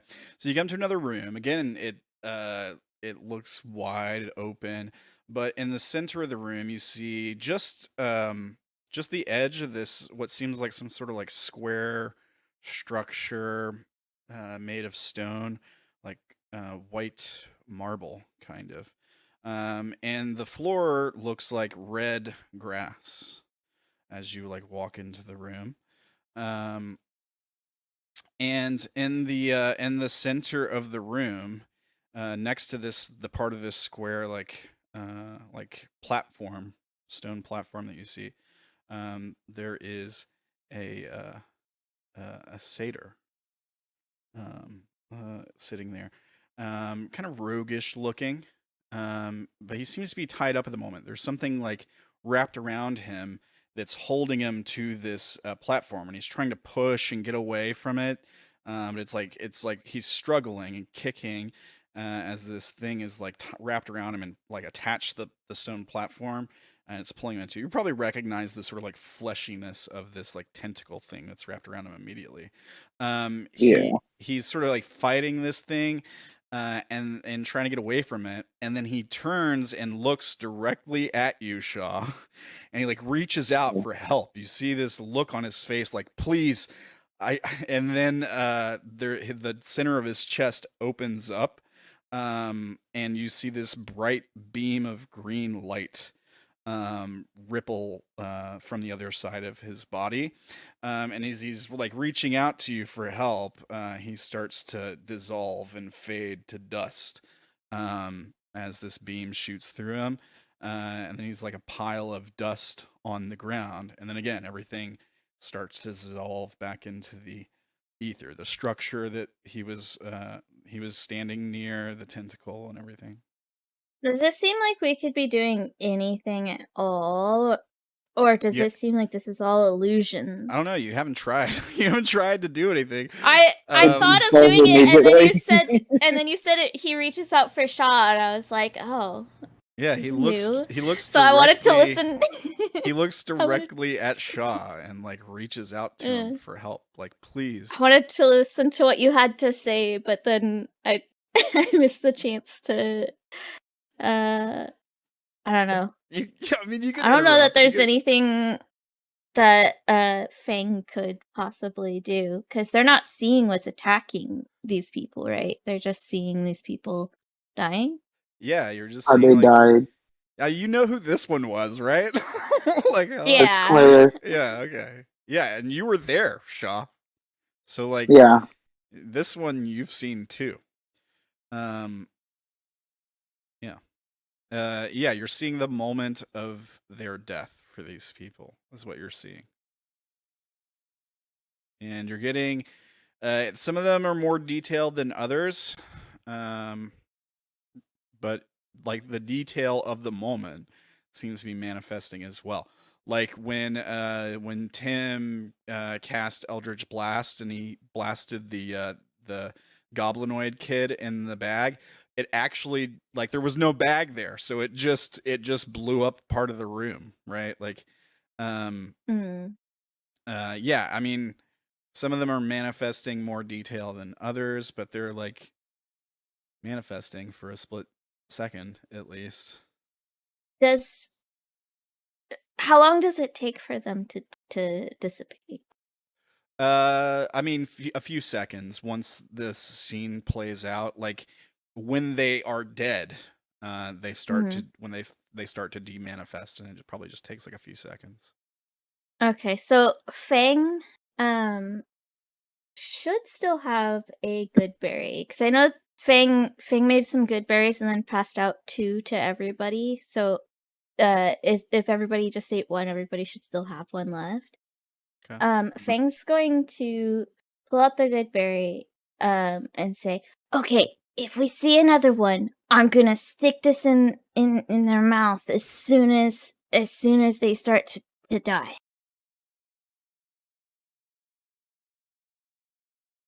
Does that save them? If you do that, that'll keep them from death. I don't know. I want to see if it works. All right. All right. Well, I just wanted to point out I knew that one too, Yep. Oh, so that's a little You bit know strange. Quiokix? The I cedar? know him, but I saw that before. Again, it was after the first one, but I saw that fight. Well, if you know Were these you people, there? Was that Lumaki? if you know these people, does that voice in your head, do you know them also? I've been ignoring him. Oh, so he's been talking this whole time? I don't know. Has he been talking this whole time? I mean, he's probably trying to give you your space. Actually, like, there was he he might react in confusion occasionally, but I think he's trying not to annoy you. If you were to ask him, he doesn't recognize any of this stuff. I guess not really. I haven't heard from him for a little bit. I totally forgot about him. Maybe- Fang being reminded of this person talking in Will's head, will say, "Oh, does he know if we can save them?" Will, I think maybe when they ask you, and she's like, Yeah. does he know if we can save them? You look up, and behind Fang, is a man with like elven features just standing there. You recognize him. Same silhouette. It's Egregore standing there. Only you can see him. But he just sort of stares at you, kind of stoically, and just shakes his head side to side, and then he's gone. Like, you don't see him disappear or dissolve. He's just suddenly not It's there. the first time I've seen him manifest. Yeah, he's basically like That's not good. He's basically just only you see him for a split second. But he's like standing behind Fang. And she's like, "Do you think you can help?" And he looks at you. He looks directly at you and just shakes his head side to side. He says no. He Oh. doesn't know. Yeah, He- basically wait, saying he doesn't know. No, he doesn't know, or no, we can't save them. No, he doesn't know. I think. Okay, I'm still gonna try it. Yeah, it's worth a shot. I'm gonna try and shoot one of them. What? Well, I mean, from what I can tell, it kind of seems like we're seeing final moments. And then they leave. But why would you shoot them if they're already dying? Well, if they die sooner, maybe it messes it up. Are you only seeing the ones that you know? How do you know these people? Well, I didn't see the first couple, so I don't know if I've known them all.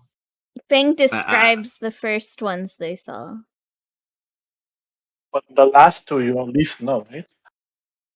No, I've seen him. I knew Sha'ah before I saw him, or I saw Sha'ah before I knew him. Maybe it's closer. You're stalker? What'd you say? Were you stalking me the whole time? No. How do you know me? I saw you and Claes and Bash, Timothy, Seraphina. I saw there was many people that I've seen just sort of. I don't know. I just know.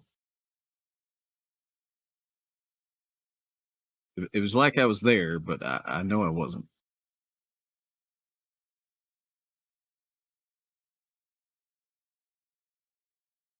Look, point is, maybe we should try to do something to interrupt these things. This tunnel just seems to keep going. Yeah, I'm gonna heal him. Fang is going to move closer to I'll the make him front. need the healing.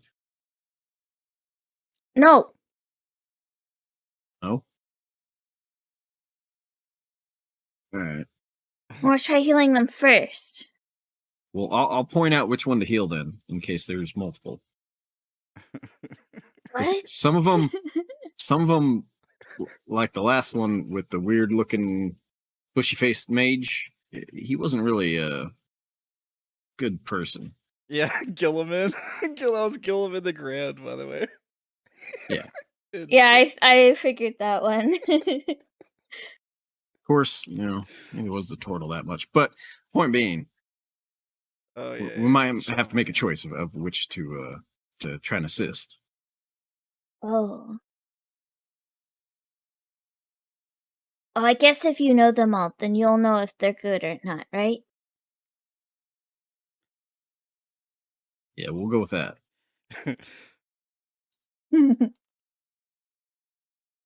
On we go. All right. So the next one doesn't happen too long after, maybe a few minutes. This time there's not even a room. You're just walking through the tunnel, continuing forward as always. And then it's also very quick this time. So here's what happens. As you're walking through the tunnel, just ahead of you, something falls from above.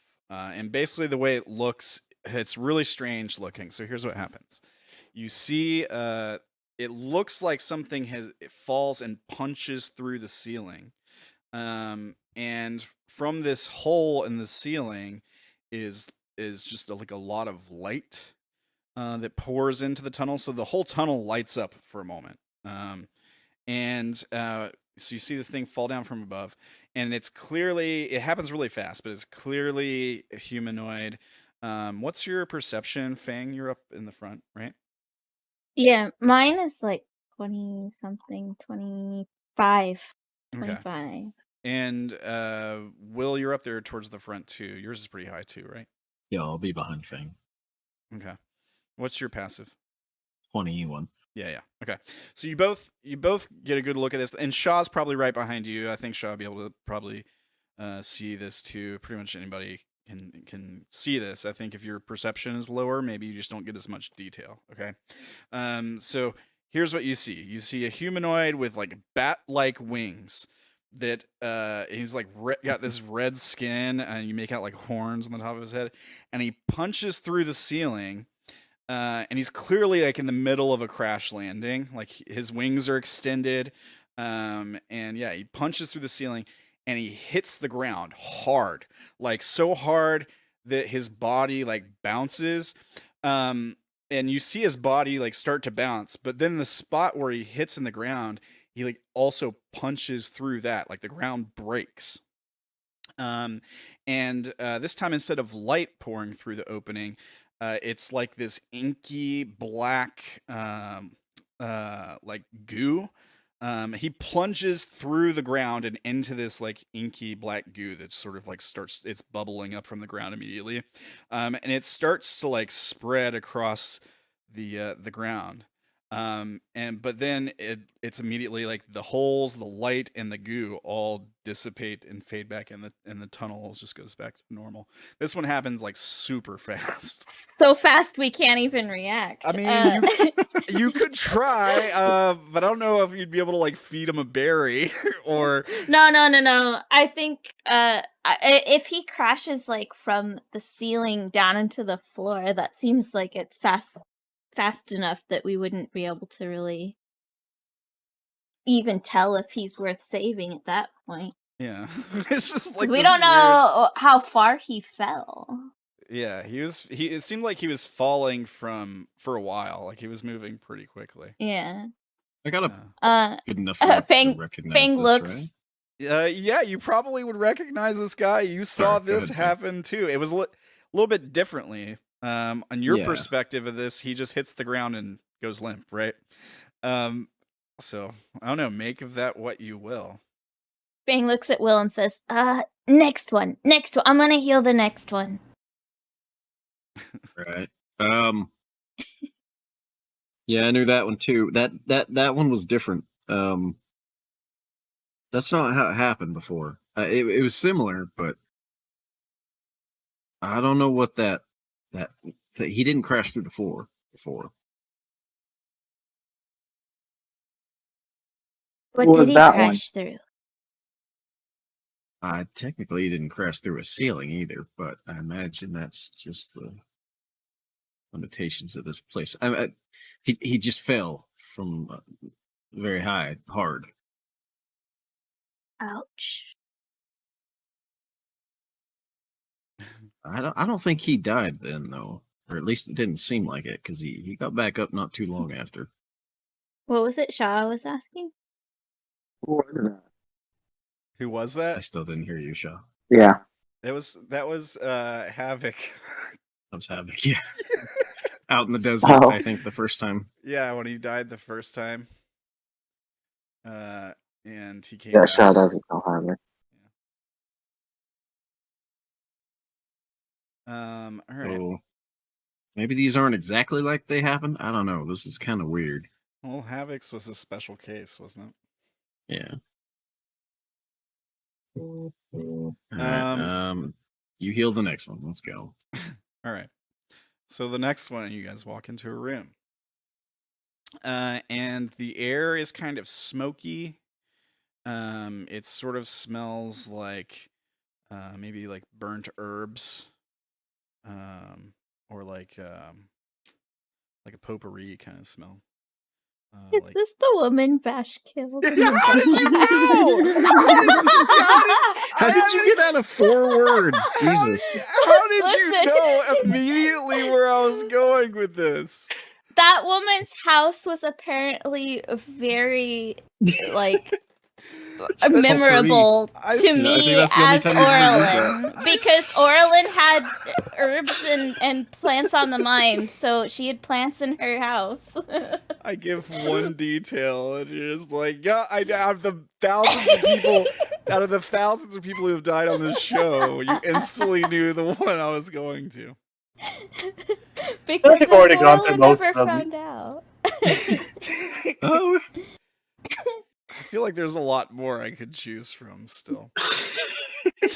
Yeah, they're. Anyways. All right, so you walk into the room, it's smoky, it smells like herbs, and you see a lady sitting at a table, and she's got these tarot cards laid out at the table, and there's like a Fang kid. is gonna move up. Oh, there's a kid too. Okay, Fang's gonna move up so that they're actually, between the two. There's no kid. There's no kid. Not in this. Right, Yeah. the kid didn't actually die. It was Right. just the mom. But Fang's gonna go up to stand up next to her, so that they're ready to pop that good berry in as soon as possible. Okay. So yeah, she's talking to someone you don't see. She's sitting at the table. And she also like reaches over like she's got her arm around somebody you can't see, we'll say, since there's no kid there. And yeah, she seems to be saying something. And then she reaches out her hand to like shake someone's hand. And then her hand Get ready, Fang. and then her hand moves up and down like someone shakes her hand, and then she yells out in pain, and then you hear like a kid's voice go, "Mom, Mom," and it echoes through the cavern. And yeah, she goes still for a moment. I can't remember exactly what it was. No, it was necrotic. It was inflict wounds. It was, yeah. Cool. Took a handshake. Yeah, so yeah, there's like this necrotic energy that runs through her body, and you see her body like go still immediately and cold and white, and maybe this like black her veins turn black starting with her hand and moving I up her immediately arm. pop that berry in her mouth. Yeah, so you pop the berry in her mouth, and she doesn't react. But yeah, you pop it in there, the berry goes in, and then there's a moment Make her where chew it. there's a moment where she's sitting there. She's sitting there very still, and she hasn't dissipated yet. She's just like sitting there very still, and then she looks up at you, like she makes eye contact with you, Fang. As I grin, but it's probably more scary than comforting because I'm a cat. as you pop the berry in her mouth, and she looks up at you, makes eye contact with you, and then you see this light ripple through her body again coming from like her hand or her shoulder maybe, as this time, instead of like dissipating into the ether of the room, this light sort of like washes over her body, and as this light moves over her body, like starting with like her shoulder or her hand and then moving across her body, every part it covers starts to just disappear. Instead of it doesn't dissolve at all. It just disappears from vision. And she looks up at you as this is happening. She makes eye contact with you. She's got this berry in her mouth. And yeah, she disappears. After like a second or two. Disappears in a different way, or In a different way. She doesn't dissolve. Like she She doesn't. Okay. Yeah, the light that washes over her just makes her like vanish as it washes over her. It's a very different kind of I think I saved her. Can I have? Do you guys have spare berries? I wanna do it again. Here. give one Fang to takes the spare berry. Not so sure.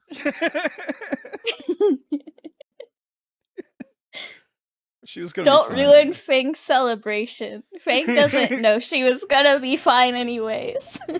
I knew that one too. Inside his head to Egregore, almost forgot the name. He'll say, "Why am I seeing all these people? Why do I know all these people?" Egregore says, let's see here. I gotta pull out my Egregore. Are you doing this to me? voice. Not doing this, no. I think the reason you're seeing them could be that you have some connection, some tether to them, even if it is faint. Perhaps they came from that creature you slain not too long ago.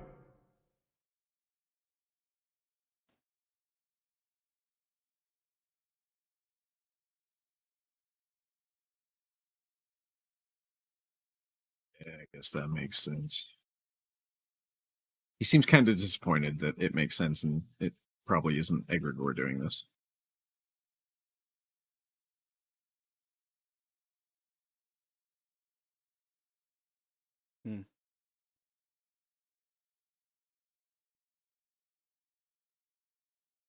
Fang, I think you should try it again. I'm gonna try something too.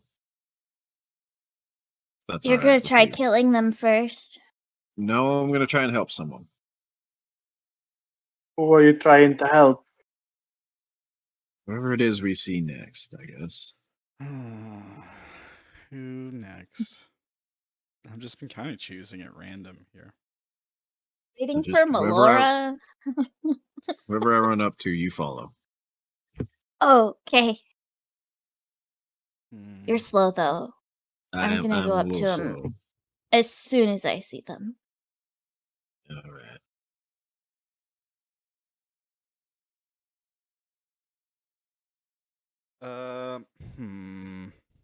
Oh, I got a good one. Okay. So, as you walk in, you're walking for a while again. You come to the next room, the next junction, and this room is very big. As soon as you walk into the room, it's pretty large, and there's like a chasm in the middle of the room, and there's like this bridge that crosses it. And you're on the opposite side of the bridge, but on the other side of the bridge, as soon as you walk in, you can see what looks like some kind of abomination, some flesh covered dragon that is fighting a group of people. It's got like squid like tendrils for a mouth. Wait, do we recognize this? Because if it's that elder brain dragon thing or whatever, weren't we trying to escape from that? It's not the one that you guys encountered. That was a. Oh, okay. They're different dragons, I think. So this one's called a brain stealer dragon. The one that you guys saw in the Feywild was the elder brain dragon, I think. But Okay. they're technically different monsters. This doesn't have a brain on its back. It's literally just a flesh abomination dragon. You probably even see like bits of its skeletal structure. Because it did like corrupt a skeleton. I think that's what happened. And yeah, it's on the other side of this chasm. There's like this bridge separating you. It's fighting what looks like a group of people. It pins one guy down, and it brings its head down to this guy who's like trapped on the floor. This he looks well, I'll tell you what, you might notice something familiar about this. The guy that's pinned on the ground has the symbol of a scimitar on him. He's got the badge. You may not be able to see the badge, but he's probably wearing the symbol on his cloak. And he's got like a little bit of armor and stuff. I think he was wearing a helmet or something. But the helmet gets like knocked off as he's like pinned to the ground, and the yeah, exactly, Ella. And the tentacles come down and it grabs a hold of the guy's head and like rips. You see his brain just get ripped right out of his head as it kills one of the NPCs that were in the fight with you guys. Yeah, it's I don't think the berry's gonna work on that one. It's it's reacting to some things you can't see too. Like there are blows being levied against the creature that seem to be coming from things you can't see. But like everyone who died in that moment, there was a couple magisters that were killed in that fight. I know Lapel was gravely wounded, like the killing blow was struck during that fight, but he didn't die then, so you don't see him here. And you don't see any of the party members. The dragon pins down someone else, but you can't see who it is. Like there's nothing there, and it looks like it's going to be delivering another killing blow. But then there's like a flash of light behind the dragon, and it turns up and looks in response to the light. And when it does, it looks directly at you all. And then something happens, and the dragon, like something seems to impact it, and it goes still. And then it starts to dissipate back into the ether. The room changes and fades back to a normal cave room without like a chasm in the center of it. You could try to. I'll give you the opportunity. Do you want to try to feed the dragon good berry? No. Fang looks at Will and says, "I'm not gonna feed it to those things either." Okay. Yeah.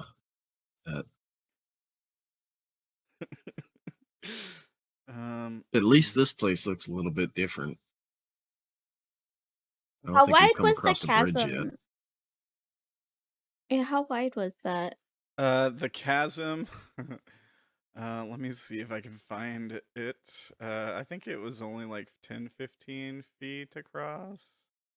I don't know. Oh, so it was like in the room that we. Yeah, it was that like thing that in the first river time. of blood that was in that. Oh, room. okay. Yeah. For some reason, I was thinking it was like, if we were at a canyon that's like 30 feet wide or something. No. I mean, there can still be like a little bit of a chasm in the room when it changes back to normal, if you like, just to have. No, I would not like. I mean, there instead of it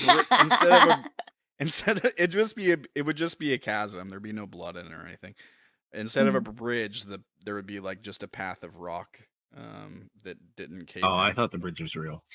No, the bridge wasn't real. There was no real bridge. Just part of the scene. Mind what I said then. I thought the room was different. It's not.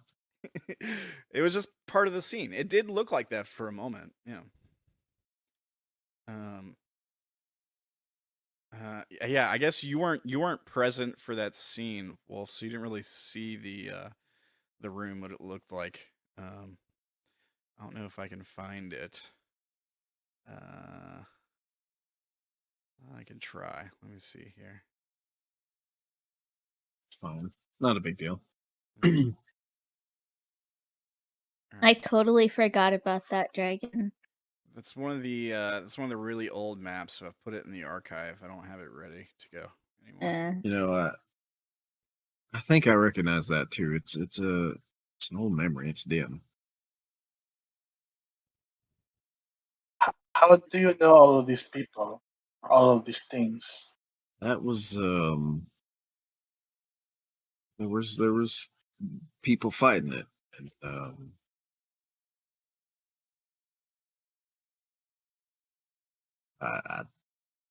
There was people I knew somehow. I didn't see any of them though, just the ones that died. None of them were unfortunate enough to die there. Are you lying this- right now? I don't think so. None of them died there, did they? No, none of them died. But when you saw it before you woke up, you saw everyone that was there. But yeah, you're seeing it again with pieces missing, I suppose. Like when you. This is also the most people we've seen die in one of these scenes, right? Yeah, Because you yeah, said several probably. magisters. Yeah, I think it killed a few magisters during that fight. So you would see, because there was a couple. There was Lapel, and then there was like a few other NPCs that were there to like help you with the fight. I know. They all I- died. So- But I Lapel think wasn't shown. At least Yeah, two of right. them for sure died in gruesome ways that I don't think we could have helped. yeah, Like the head getting ripped off. yeah. I know one of them got the extract brain done on him. Yeah.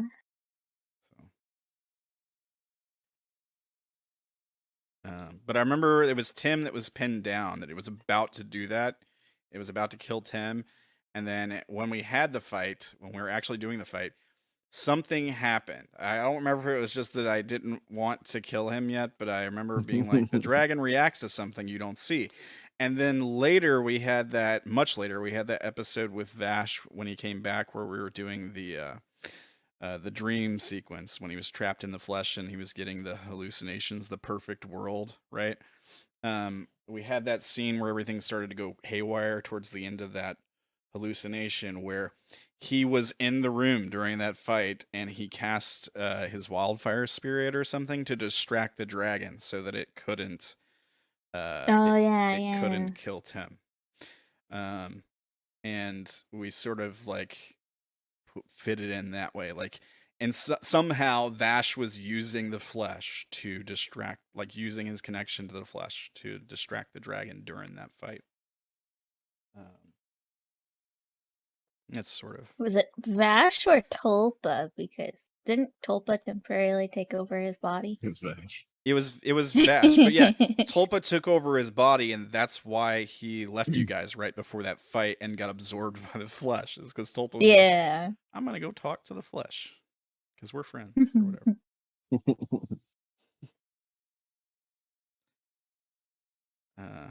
Yeah. All right. Let me see. Onwards, I guess. I mean, there probably be. Let's just pick a. This one's kind of random. I don't remember. Gonna run out of dead people. Yeah.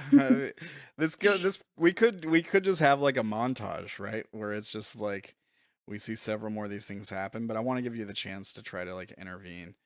Tim, are you here? I need to ask you something. Yes.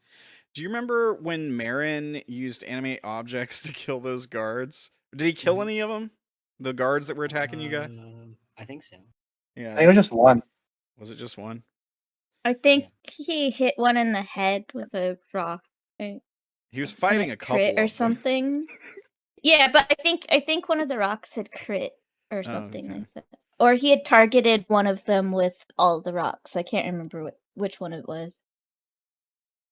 Yeah. All right. Well, that's the next scene. You walk into a room that looks like a cobblestone street. There's the wall of the outside of like a expensive manor fortress. Yeah, Unrooted remember this is a scene too. Yeah, you see a man in a guard's get up, and he's in the middle of a conflict with someone.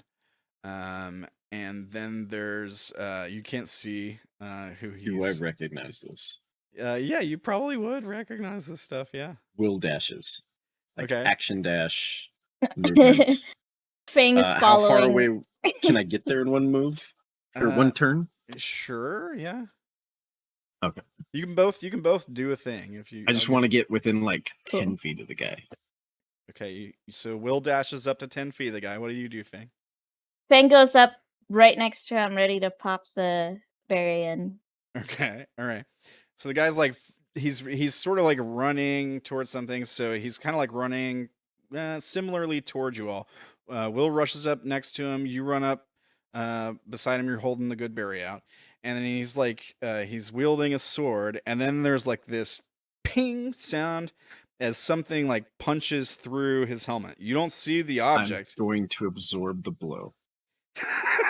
Oh. Aura of the Guardian. All right. Will throws an arm up with the shield, but it's probably still gonna hurt, and Shield tries to others block harm at this. Cost to your own health. When a creature within 10 feet of you takes damage, use reaction to magically take that damage instead of the creature taking it. This feature Trying to doesn't prevent one of transfer these deaths, right? Well, this is what I'm effects doing. accompanying the damage, and the damage can't be reduced in any way. Cause and the target is a creature that takes the damage. Okay. So Will dies. No, I'm just kidding. I'm just kidding.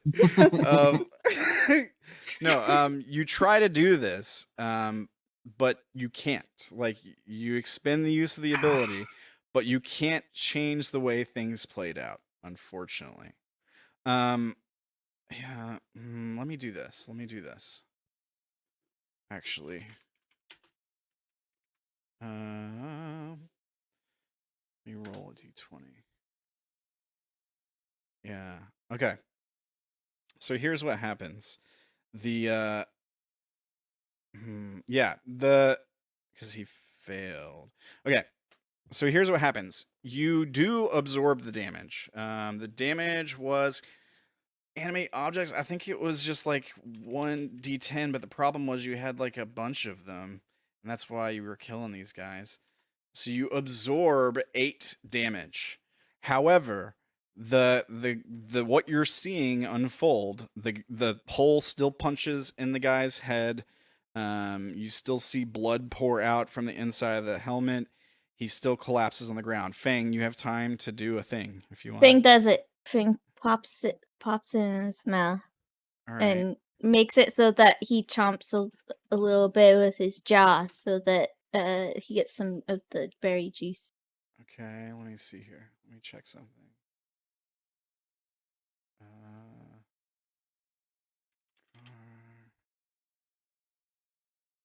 It was, these guys were captains, I think.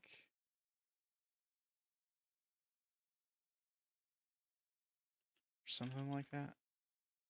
I don't remember. I thought they were just town guards, right? Well, he was probably using a different stat block for it Oh, the captain's than what he That's not- called them. Yeah. I just need to check for what I'm trying to roll for him to see if it works. Okay. So that 9 would be a 9. Okay. All right. He has no bonus to that. Okay. All right. So here's what happens. He's laying on the ground. He's like convulsing. There's blood pouring out of the hole in his helmet. You run up. You put the berry in his mouth, and you have him chomp. You start like forcing him to chew. And he looks up at you, and he like sputters blood, like he and like blood starts dripping down his chin, and maybe like some of the fragments of the berry, but most of it stays in his mouth. And he just like he's looking right at you. He's trying to say something, but he can't. He can't speak. As he just like sputters up blood a couple times, and then he slowly goes silent. And then dissipates back into the ether. Mechanically, just to let you know what I did there is I tried to give him a chance for you to shake him out of his death loop, to make him aware of what was going on. He failed. So he's still stuck repeating his death loop. He doesn't realize what's happening. And he doesn't become aware of where he is or anything. He plays out his death again, and he dissipates into the ether around you.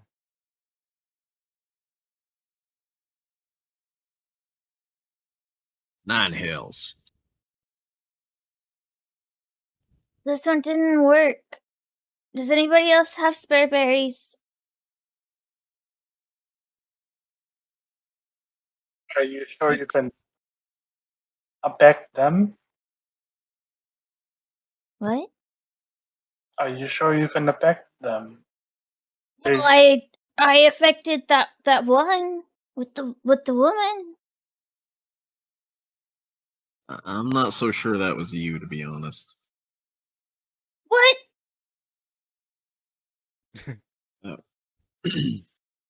Yeah, that was a strange circumstance with one of them. Yeah, she was only dead for an instant.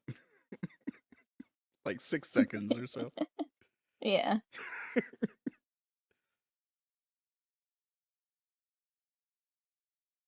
Fang doesn't know this.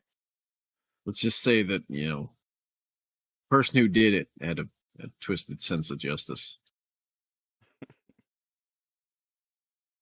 I don't get it. I want to try again. I ate my berry. Well, you would have had 2. I ate both. Okay.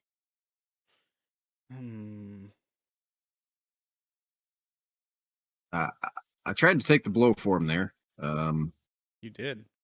Didn't seem to matter. I'm not sure we can do anything, but you feel free to keep trying.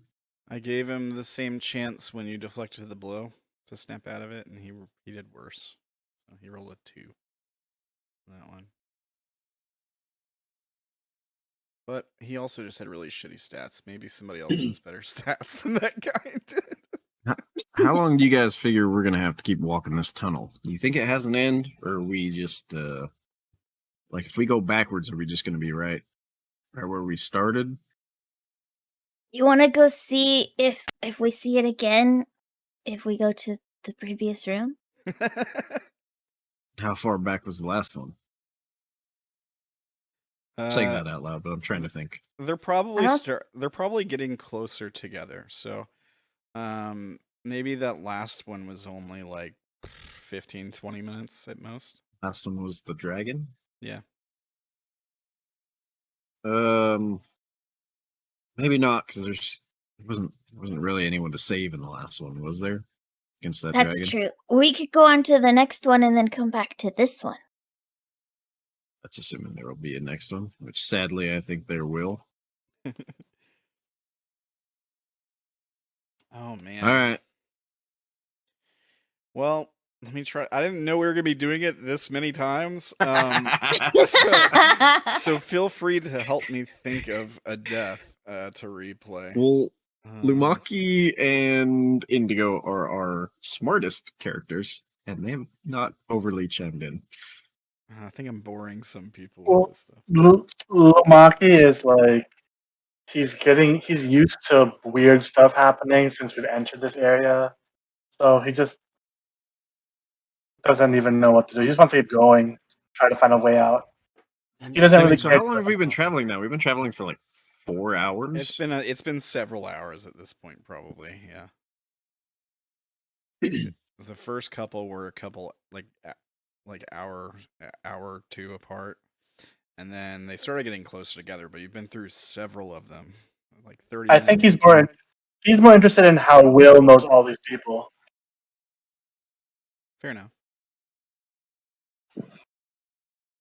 Oh, I know it would be a good one. Okay, so next room you walk into, beautiful ornate marble floors. Here we go. I need to look at it to describe it. These are like white and brown marble floors. The walls are this very well crafted stone, like with multiple different colors. There's also like a wood floor in the center of the room. Big square room. There's a fountain in the center of the room, and in the fountain is a lotus flower, like on a lily pad. It's like laying in the center of the fountain. There's a couple pillars in the room. There's some furniture. some chairs, some like nicely crafted chairs. It's a very luxurious room. There's all these nice rugs and tapestries, a hookah in like the seating area with a bunch of pillows. There's an area where there's like all these books on the wall and these beautiful flowers growing and some like pile of gold and treasure in the room. And there's a throne, and by the throne there's two more piles of treasure, with some like weapons and some artifacts and stuff sticking out of one of the piles. And there's also these like two bonsai plants by the throne. And standing next to the fountain is this man who's dressed in blue embroidered wizard's robes. There's no markings or symbols on them, but they're very luxurious, well crafted, and yeah, you guys already know. And yeah, he's like standing at the edge of this fountain, and he seems to be talking to someone who's not there. And he's underneath like these blue like Chinese lantern lights, like paper lanterns. And then he gasps in pain and grabs his chest as he like falls to the ground. Do you guys want to try to react or anything?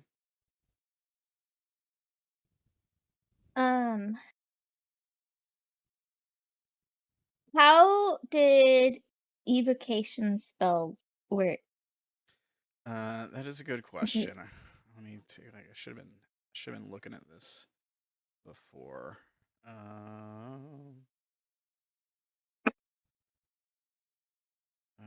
we go.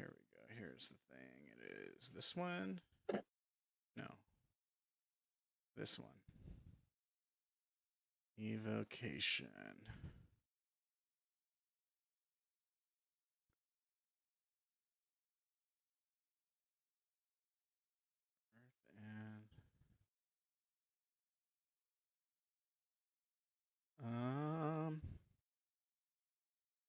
Force, illusion. I don't see anything on evocation. The closest thing I can see is it has special rules for that's conjuration, so summoning wouldn't be evocation. And there's special rules for things that affect earth and water. Okay. But I don't see anything for Functioning as intended. Nice, excellent. Fang would have moved forward, and as soon as it seems like he's starting to die, it would cast Cure Wounds on him.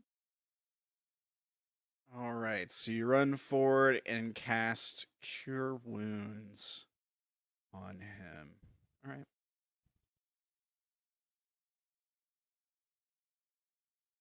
Here is the roll. The psychic is ignore that. It's just you deal 1 point of psychic damage. Let me roll for him. Okay. That's because I forgot to detoggle my dreadful strike. He has a high wisdom. Okay. So here's what happens. You run forward, and by the time you get to him, you see his chest sort of being bulging out, and there's like this shadow starting to pour out of him. Yeah, okay. I just saw your TM, Wolf. And yeah, you cast Cure Wounds on him, and suddenly he seems aware of you for a moment. He looks right at you. He stops screaming in pain. The shadow that was sort of emerging from him disappears. And he looks right at you, and he says, "What's happening?" I saved him, guys. Worked. He looks around. The room. Holy shit. The room fades away and becomes just the cave, the open cave room. Again, all the gold and stuff disappears. The wood trim on the floors and the marble floors themselves. all that stuff disappears. And so now you're just sitting here in a room with the master, who is suddenly aware of your presence, and he's looking up confused. Who are you? What's happening? It's not ethereal or anything, right? He looks normal. He looks like him. He looks like him. Yeah. Okay. Yeah. I'm Fang. I saved you. I don't understand. I was supposed to. Where am I?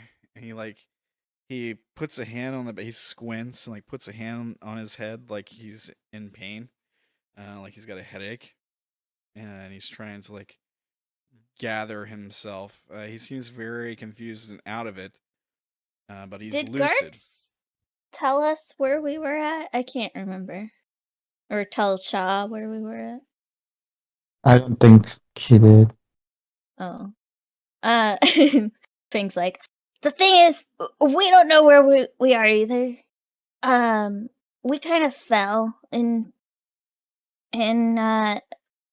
this place. Will, Yes. you're a cleric? No. Paladin. Paladin. Paladin. Close enough. You're a paladin. Do you know what's going on here? Or do you think maybe you can make a roll to know what's going on here? I would love to make a roll to go know what's going on. Because you Will- recognize this Sha'ah. You were also there when he died. Yeah. So maybe you could. So make a Will, roll. under his breath, is going, we should have talked about what to do if it actually worked. Wait, what I gave roll you is my this? name. What's yours? I think I'm called the Master. That's a title. That's not a name. He squints. I'm trying to remember, and he he grimaces like trying to remember causes him pain. Is the roll? I don't know, maybe it'd be Arcana, religion. Yeah, probably one of those, unless you can think of something else that might apply here. I don't know what you think I'm trying to get at, but I'll take Arcana, and I'll use my inspiration. okay. I don't know what Sha'ah wants to do, if anything. Okay. I'll do his. Go ahead, Ferdy. Yeah, I'll do history. Okay.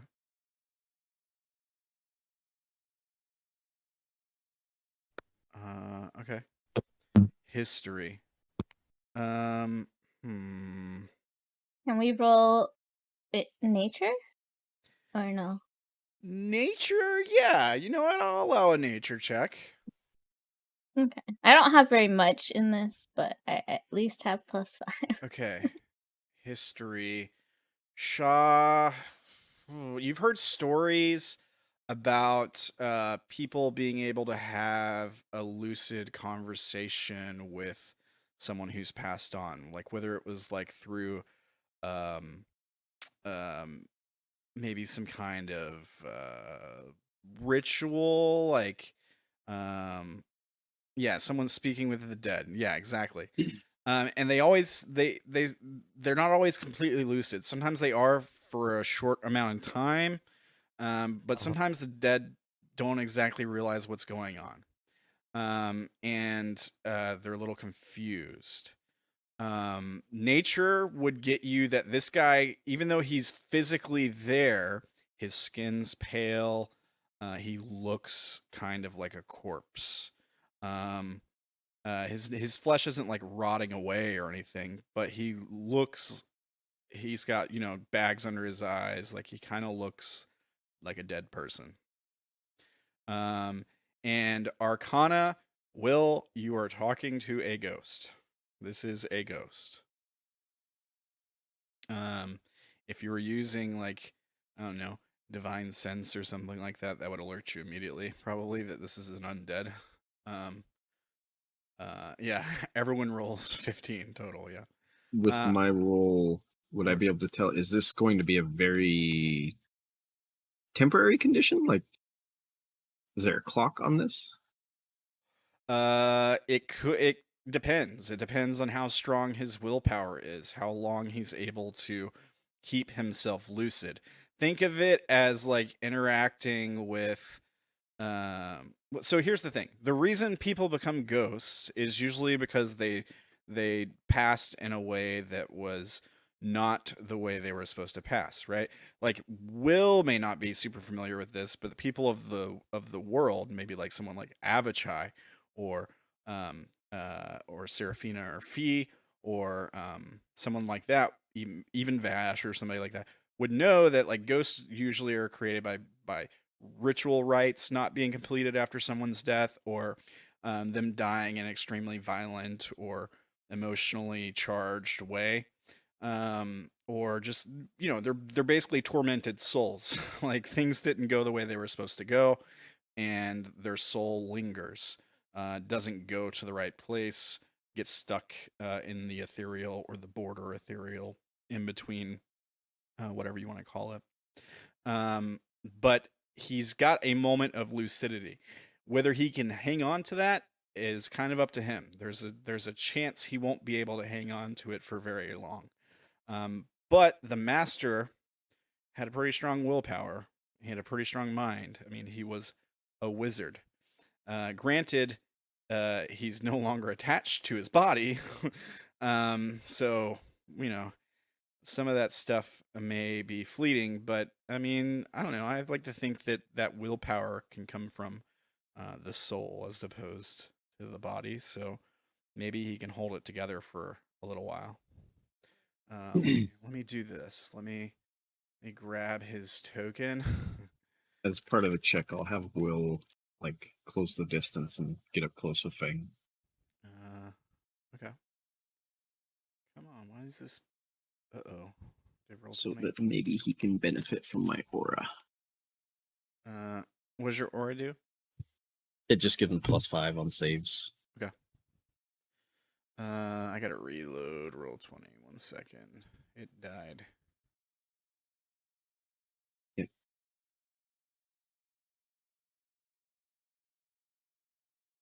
Might also be a good time to do a break. Yeah, you know what? It's actually a perfect time to do a break. So we'll go to a 10 minute break. Everybody go to the bathroom, get yourself something to drink. We'll be back in a few minutes. Everybody have a good break. This button. This button. All right, I am back. All right, are you guys back? I'm Yep. here. All right. Yeah. Welcome back. Yeah. Tim, are you with us? You're Yep. muted. Okay. I'm back. All right, welcome back. Hope you guys had a fantastic break. Let's see here. So, you've got Mr. Ambivalent here. And he's confused. And he's trying to get his senses here. And you're like asking him what his name was, and he has to like think. He thinks on it, and he grimaces and squints in pain, and he says, "It's Uberma, the ambivalent. What is going on? Who are you? Where?" And he starts to look around, his eyes wide. He seems on the edge of. I already said who I am. Fang, right. He looks across the rest of you, and he sees Sha'ah, and recognizes Sha'ah, and says, I was just with you. What's happening?" And he like Do you know this person?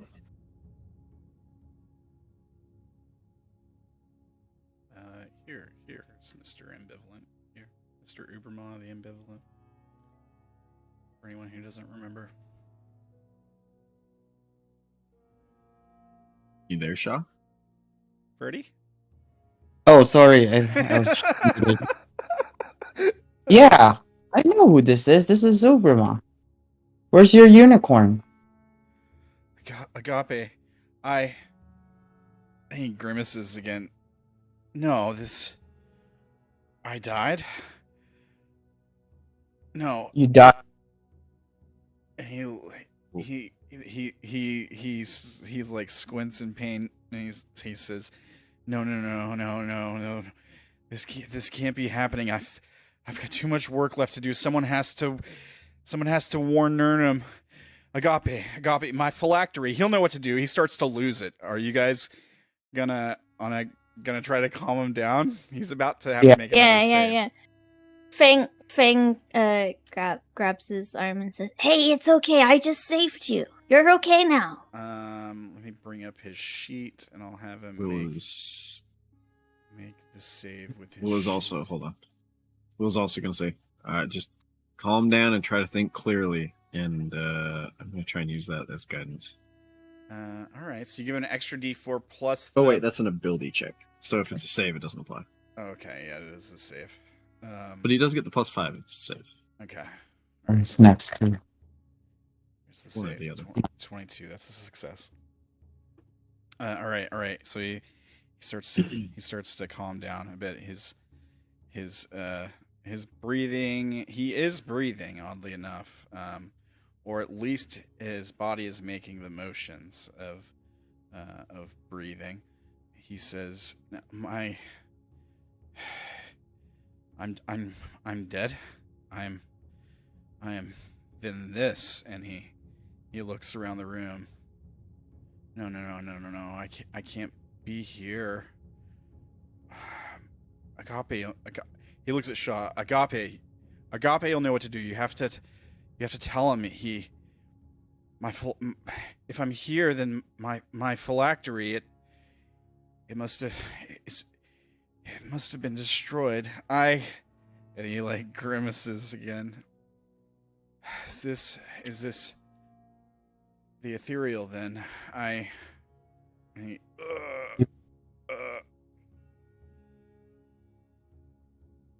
What do you guys want? He just died? Okay. No, he's still there. He's just grimacing in pain and stuff. He's grunting. Like, it's causing him pain to just like focus, and not completely lose his damn mind and go full vengeful spirit on your ass right now. Well, why can't you be here? Where is here? He looks across you all, and he says, I think I was stuck in some kind of mental. And he starts snapping his finger, like a loop, a repeating pattern. That the only way that can happen is if I'm dead. If I died, I'm reliving the moment over and over again. My mind is stuck, and the only way that can happen, the only way I can die is if my phylactery was destroyed. And he looks at Sha'ah, and for a moment there's this look of rage on his face. I don't know if you guys knew this before when you talked to him, but I just pulled up his old sheet, and guess what? This guy is a lich. I don't know if I ever told you guys that. No, we never learned that. Oh. We did know he had a phylactery. I don't know if okay. the Did we? characters knew, but I knew. I remember. Maybe it was one of our after chats. Oh, just phylactery, because I don't.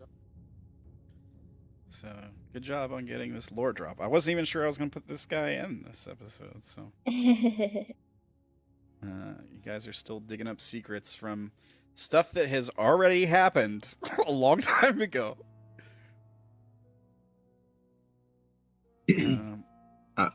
Well, doesn't really matter why you're here. You're here now. And if I remember correctly, you were fairly skilled. Do you know how to get out of here? I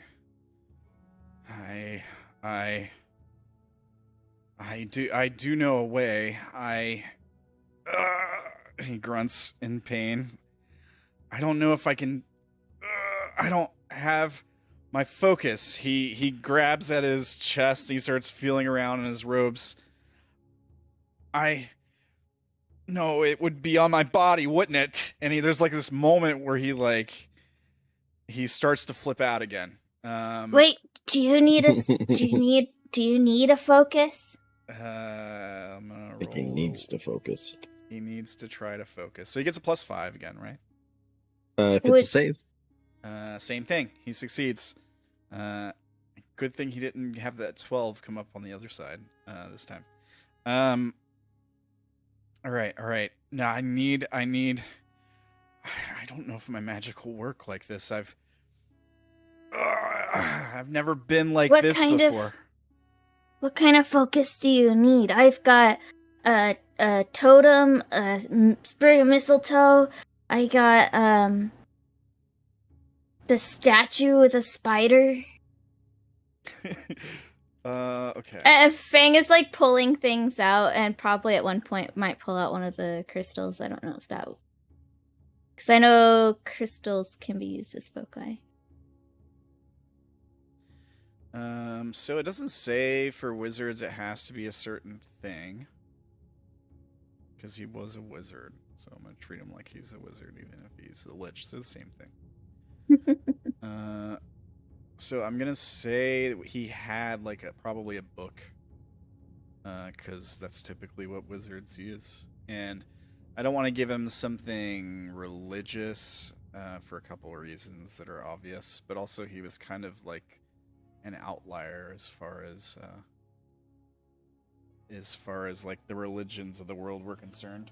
They were all kind of after him, except Nurnum. So yeah, we'll say it's a book, but he doesn't have it on him. He would probably tell you, I need something for a mage, I need my book. No, it's not here. He's patting through his pockets, and he shakes his head again, and he says, "No, it wouldn't be. That wouldn't make sense. It would still be." Well, I can cast spells, and I use this. And Fang shows the mistletoe. Yeah, he reaches out for it. Do you want to use my spare? And Fang pulls out a totem. That pulls the totem back out. What is the totem? So the totem is basically a Fang made it, and it's made out of like small animal bones. And it's made, I guess, to represent just like nature. Okay.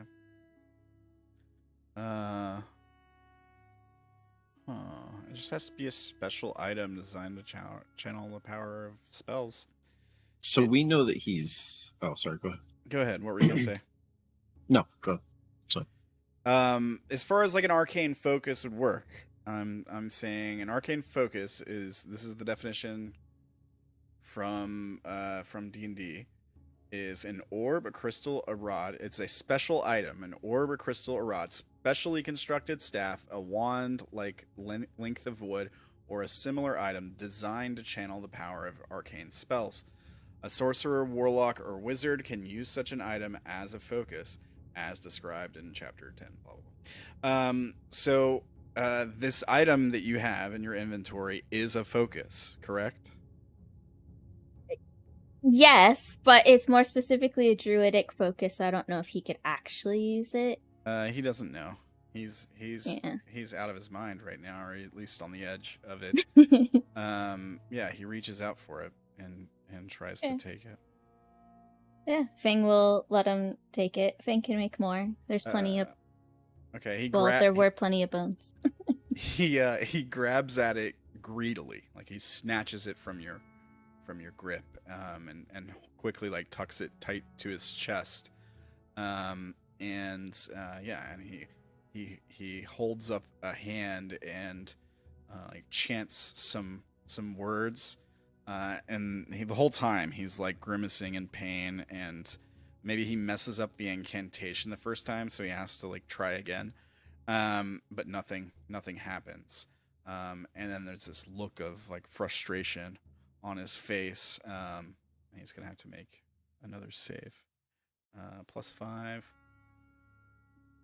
Oh, good thing he didn't roll the 1. Okay, he succeeds again. Yeah, but he's angered. No, it's not working. Why isn't it working? No. Somebody has to warn heaven what's going on. This. No. Maybe you could try something else. No. I gotta find something. There's gotta be something I can use. Don't any of you have anything? What possible things can you use? You said a book. It has to be my book, a book for a mage. A wand maybe would suffice for the time being. My book is special. I made it myself. Is there anything some kind of special made crystal, a rod, a staff, anything? Do any of you have anything? Do you want one of these? And this one, Fang will start pulling out the crystals. No, that's... They're gonna pull out a clear, glowing crystal. The glowing crystal. So you pull out like a regular crystal. He's like, no, and he like slaps it out of your hand. And then you pull out the glowing crystal, and his eyes light up for a moment. And when he reaches for it, he says, "No, it's not been processed. It needs. It's just raw. You've got to make it into a focus. Of course, Right. You wouldn't know how to do that, would you?" Rambling. Yeah. He might. And Fang points at Lumaki. What, Wolf? During the different times and occasions where the audience saw Uberma, did we ever see his spellbook? Probably not. Like, he probably just had it tucked in his robes or in his wrist pocket. He does have a wrist pocket thing going on. Okay. Well, then I'm going to make the image of a generic spellbook appear in his hand. Okay. It is illusory. You create. But he's mad, so instantaneous it was harmless big enough. sensory effect, such as shower sparks, musical notes, or you instantaneously light or stuff like that, or you instantaneously clean or soil an object. You chill flavor. So, are you saying that this is a harmless sensory effect? you create a non-magical trinket or an illusory image that can fit in your hand, and it lasts until the end of your next turn. Oh, okay. And I guess I'd just keep recreating it. If it even works, we'll see. So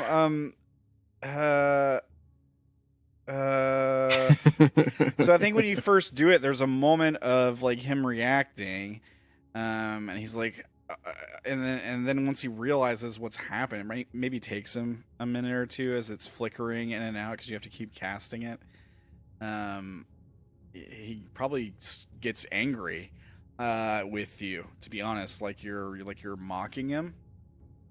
And he holds up a hand toward you, and then he chants a word. The word, I don't know. Have we heard?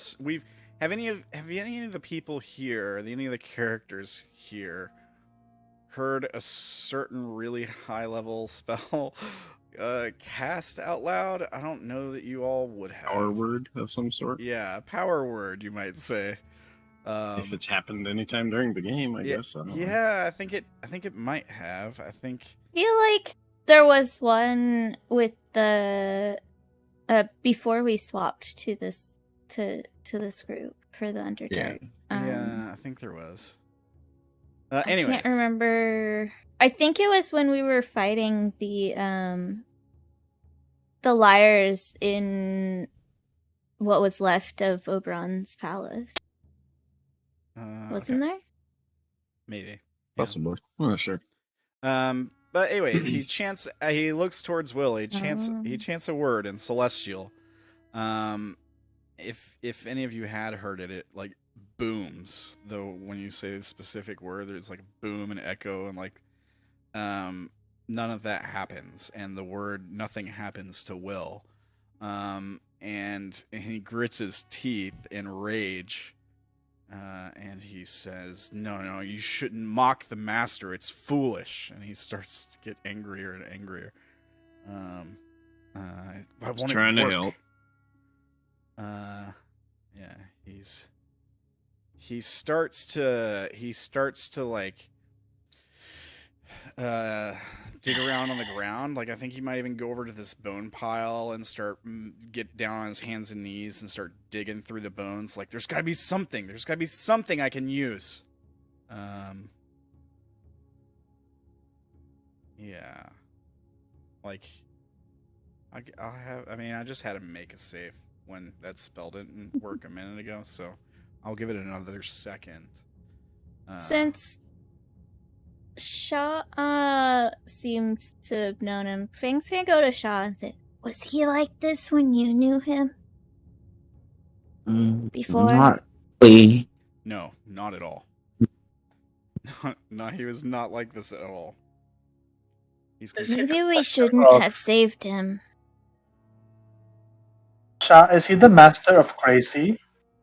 What is he like that? Why is he called the master? He is. He made this like magical place. Your mic is kind of cutting out. Oh, sorry. Hello? Yeah, we we can hear you. Go ahead. He made this magical place, and then it was like a safe haven. He had a whole group of people following him. Were you also there, Will? Same question every time.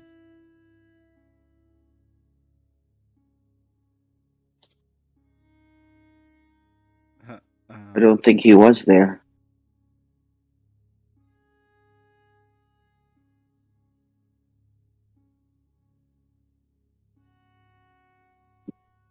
He's told you guys he wasn't there. He could see this.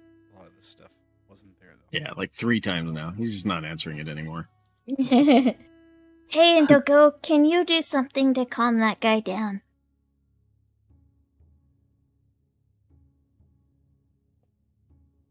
Let it be you, Tim. He's typing something in Roll20. No.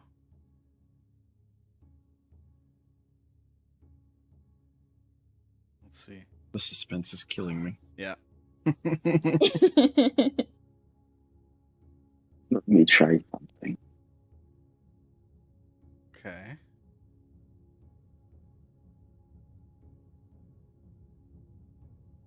You guys remember what? I don't know how much you remember about this guy. Modify memory. Oh. You attempt to reshape another creature's memories. Oh man, this is a big deal, Tim. One creature you see must make a wisdom save. If you're fighting the creature, it has advantage. You're not fighting him. He does get a +5 because of Will's aura. Unless you plan this out with Will and be like, hey, I'm gonna do this, and let's work together on this. But I don't know how much you want to say out. Yeah. Okay. Well, Fang did ask Indigo to try something, so Will probably would have at least heard that. And Yeah, would but I know don't know that what they that were doing means. something. Yeah, but he wouldn't know that means I'm gonna target him with a potentially harmful spell. So you need to True. not protect him like you've been protecting him this whole time. Yeah, I think that's what Will. You're not. He still gets the save. The plus. Yeah. 2. Okay. Yeah, I don't know what's going on. All right. What's the DC, Indigo? What's the spell save DC?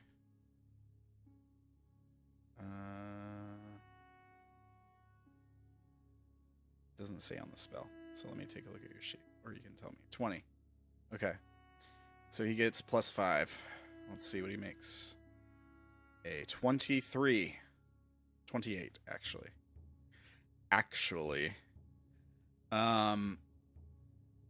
Okay. Now, does he know? Does he know you cast this on him?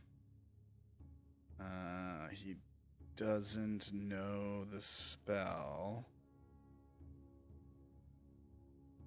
Verbal and somatic components. He knows you cast a spell. He resists it.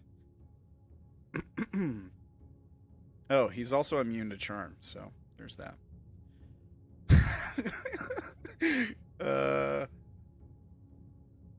Okay. All right then. He flips on you. And he stands up, and there's this look of rage on his face, and he charges Indigo.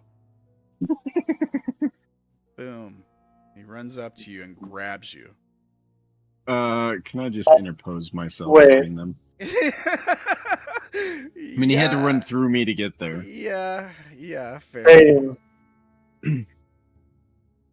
Fair, I guess, yeah. So you'd have to Hold run on now. Wait. Do you grapple him? Yeah. I will Hold also try to grapple him. All right. So it'd be your strength versus his athletics or acrobatics, right? No, there's not trip rolls, but Fang would probably try to trip him if he seems to be going to attack Indigo. Yeah, athletics versus acrobatics or athletics. Okay. He doesn't That's a have high roll those for me. skills, so he just rolls a strength or dex, I guess. Right. Dex, 8. You grab a hold of him, and he grins and grabs your wrists and attacks you with paralyzing touch. I guess I'll re-roll it. Here. Kind of want the 30 to count, though. But he only... You can have the third count if you want. He only gets a 20. That does not hit, right? That doesn't, no. You can have the 30 if you want. Just do 13 cold damage to you. I mean, it was the first roll. What do you? No, I'm not gonna. I don't need to cheese it. It is fine. He's not the final boss, anyways. All right. So I will grab his wrist and try to like keep his hands from. Once I notice kind of what he's trying to do. Just calm down. We're trying to work together here. No. You're mocking me. You're trying to mess with my head. You all did this to me, didn't you? He has to make a save to keep his shit together. Does he still get the bonus? How much do I know that I'm helping him with my presence? I mean, I think it's a conscious thing. It's a magical aura that you emit. I don't think you... Does it say you have to change the creatures when you cast the spell? It stays, or like... No, it's a thing. I just don't know. Like, does Will know that his presence is helping this guy sort of keep it together, or I is he don't- just unaware? I don't feel like for Will, I don't feel like Will has to consciously be like, I'm using this aura, it's affecting X number of people, and I need to turn off this specific person, like make a decision in his head. I think maybe it's more of just like like how your mood is, or like what your thought is. So like it's almost like more instinctual, if that makes sense. Like if you're in a crowd of people and you're protecting them all, and one of them suddenly throws a punch at you, I think just out of instinct it could deactivate. Up to you. I mean, Okay. On that basis, then no, he is not getting it. Okay. So here's his save. He still succeeds, and keeps it together for the time being, but it's getting more difficult for him, I think, with everything, with you casting magic on him and stuff. You could try to like persuade him that no, we didn't do this to you, try to mess with your head, I suppose, or something like that.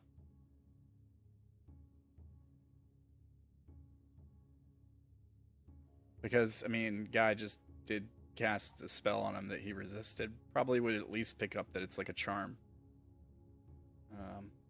Being all-powerful. I think wizard. as Will's trying to like hold him back from Indigo, Fang will say, we're just trying to help you.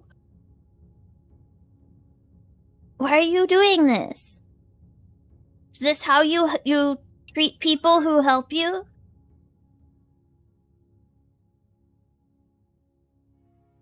No. Technically, you owe me right now. No, if you're here, you're just you're vengeful spirits like I am. Make a persuasion check. Fang? Okay, I'm gonna use my inspiration. Alright. Get advantage. Oh, I forgot. I didn't need to use my inspiration, but it's whatever. 27. Hey Alexa. Here's his insight check. No bonuses. 15. All right. So he says, no. Okay. No. You are all. You're not dead. Not like I am. No. Okay. Well, I just need to find a focus I can use. Maybe I can get us back, or no. So, you know the crystal you rejected, the glowing one. How much processing does it need before you can use it? Because then that guy over there, he's got these tools that I use to harvest these. Maybe we can use them to make it to what you need. It needs to be. It needs. I could do it if I had the time. It might take a few days. Maybe a week at most. If I really focused on it, but it needs to be magically enhanced, like a lens that focuses light. Okay, so I give this to you, and you make your thing. I don't think we have days with this here.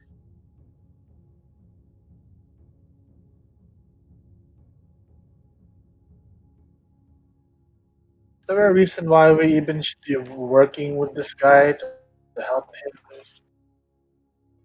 I don't know. Why would you guys work with this guy? I mean, from what I remember, he was pretty smart, but he seems different. He just said No maybe offense to he you. can get us out. He's Yeah, he mentioned something ethereal. He's a lost soul now. You know, he's not himself.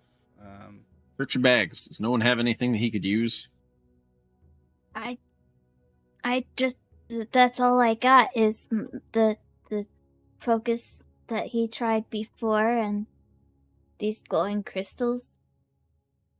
I have these glowing mushrooms. Oh yeah. Oh, and there's that glowing bone that you guys got before. Maybe is he hungry? So let me ask you guys this. Do any of you have spellcasting focuses that would fit a wizard? Not a I'm wizard not a here. spellcaster. Yeah. This would be a great time to have Aside from the crystals, no. This would be a great time to have like a I spellcaster. don't. A major spellcaster. Indigo, what about you? I don't think he would either. He's a bard. You can always like Alrighty. continue forward with him and try to find something. Yeah, that'll work. He's making saves every 6 seconds. Yeah, I mean, maybe if He's you been can- saving now. He has been saving. His odds are pretty good of saving. So there's that.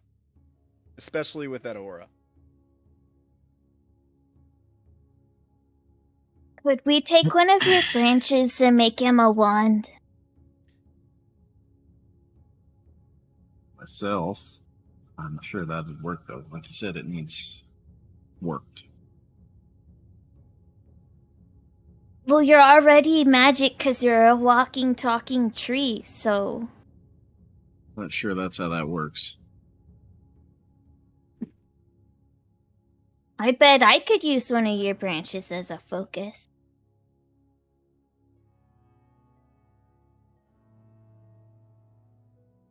Oh, I don't have anything for this. I don't know how we're doing. Here, do you think you can use this? I'm not the one who decided to try to save one of these lost souls. This is on you guys. I didn't plan this. Wasn't even gonna put this guy in this episode. This is the beauty of think- improv. I show him the head of an Alhoon.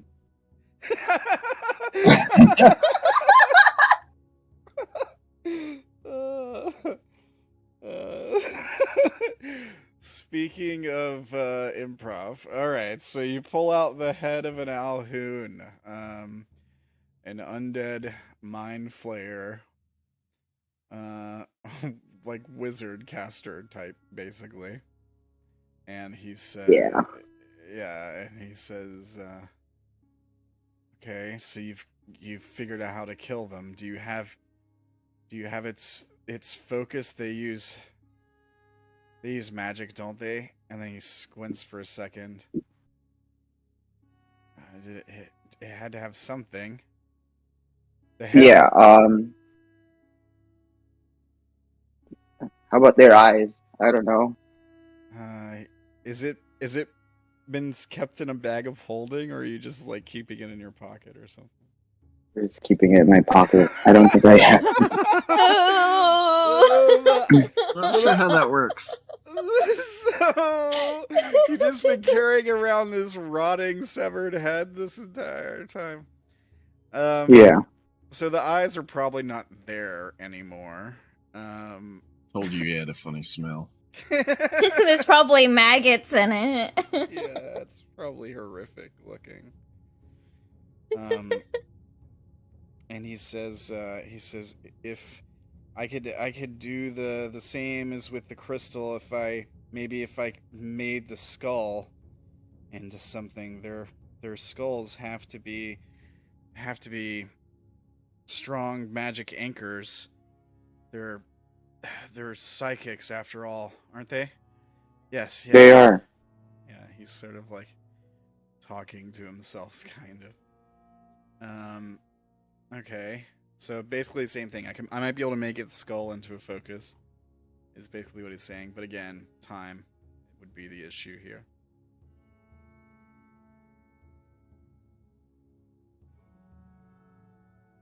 Side quest. Find the You wizard. have a way to. Spellcasting focus. You have a way to get yourself out of here? Just you? He pauses for a moment and he says, You're right. It won't work on me. I can only get the living out. He says in frustration. We're living. Yeah, so if you get us out, we'll find a way to help you. Again.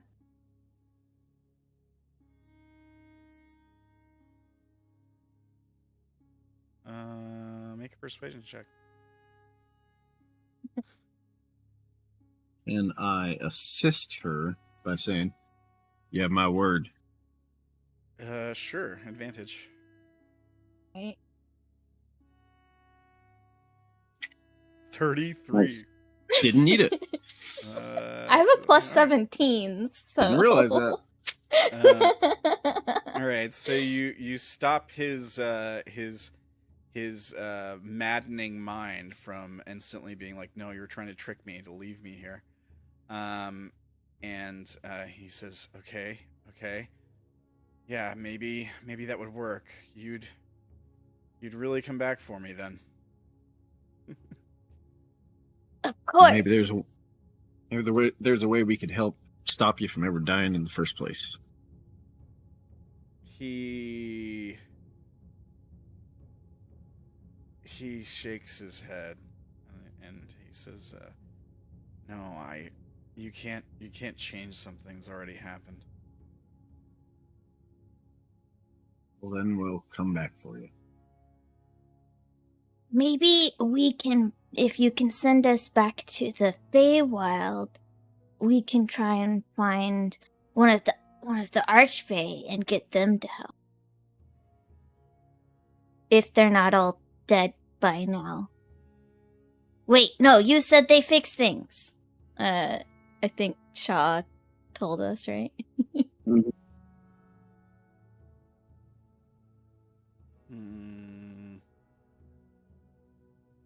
He says, what do you mean the Archfey fix things?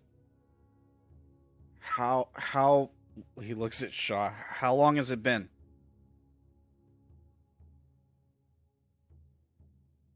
He thinks he just died. Mm-hmm. He did not. It's been a while.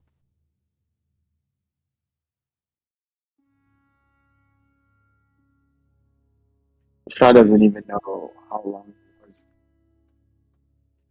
Before we came here, it was like maybe a week at most, right? Yeah.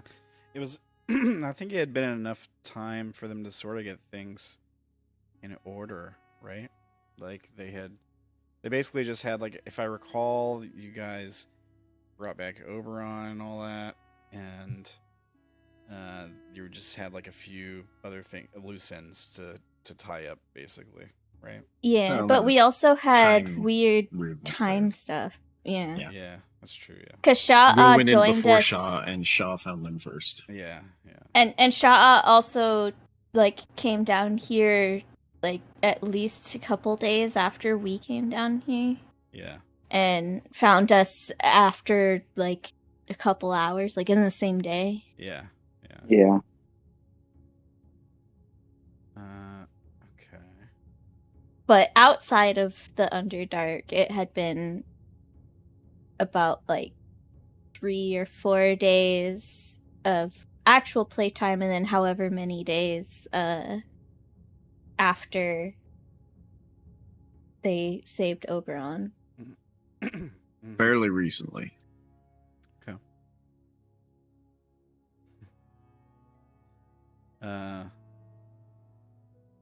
He says, then whatever they did after, whatever, and he looks at Sha'ah, whatever you all did after it worked, that means maybe there's still a chance for heaven and the prime material.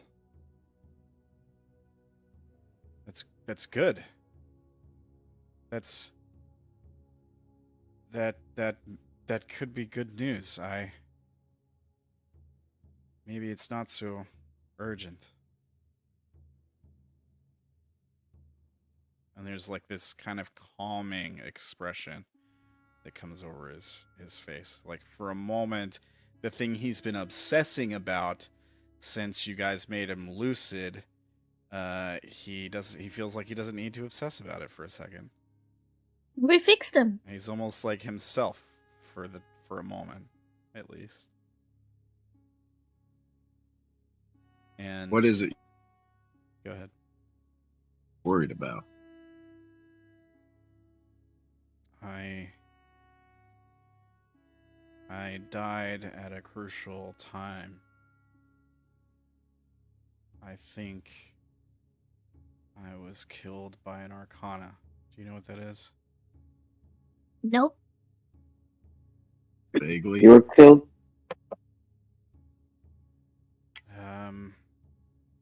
Our world, the place I come from, it's much like your archfey. It's governed by powerful beings. That's what we call them, the Arcana.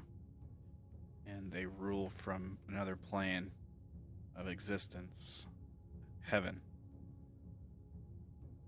And one of them betrayed the others, and it means that a lot of people could die. They're working with these liars. He gestures to the skull that you were just showing him.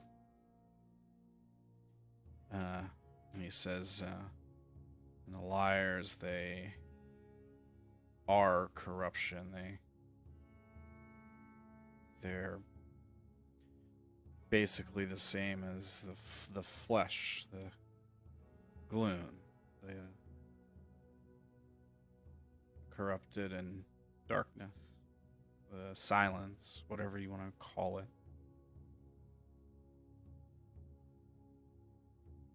The flesh has a name. Many names. Ulhoon, I believe. He nods. Fang did not know that. It's... Well, if it's been that long and the Feywild still stands, still exists, then the world must too, which means they haven't taken it yet. And if they haven't taken it yet, then they haven't taken heaven either. That means something must be going right. It didn't all fall apart after I was killed. What about Agape? I need him. He helped me keep things together. It would Will be looks at Sha'ah. it would be easier with him here.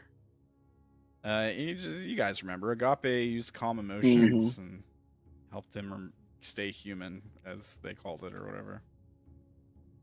Made sure he didn't lose his mind with power. Don't want to burst your bubble, but Agape's dead.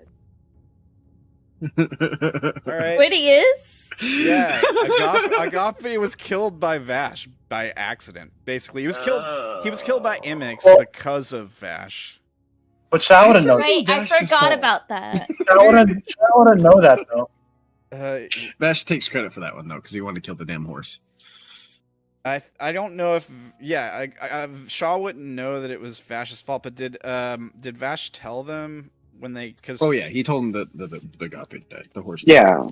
yeah. He didn't tell him that he killed him. He just, I mean, he Vash- said, no, Vash- he didn't make it. Vash didn't intentionally get him killed or anything. He didn't really. No, He didn't. He just wasn't all that broken up about it. Yeah, he didn't know it was gonna happen. But he died down there in the basement when you opened the door, right? He was Right. blasted with fire. Vash almost died too. Yeah. Okay. So you tell him Agape is dead, and obviously he has to make a save now. For the record, I There have we calm go. emotions, but I don't think it'll work on him. He's undead. Yeah, he is undead, so he's Well, Oh, I had considered that, but Agape sort of had that aura of like just calmness in general. It wasn't just the calm Right. emotions spell, but Agape is like a special kind of unicorn. and since he's calmed down, he would have +5 again.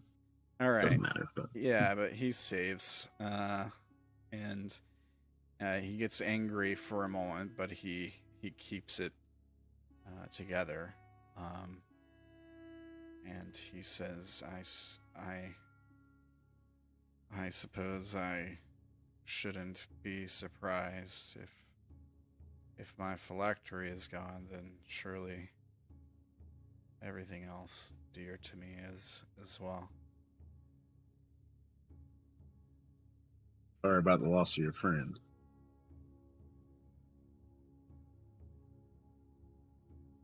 Yeah, he just looks down and kind of shakes his head. Can you send us to the Feywild? Or, even better, we were on a sort of mission. I might be able to get you back where you came from if I can find a suitable focus. I can try, at least.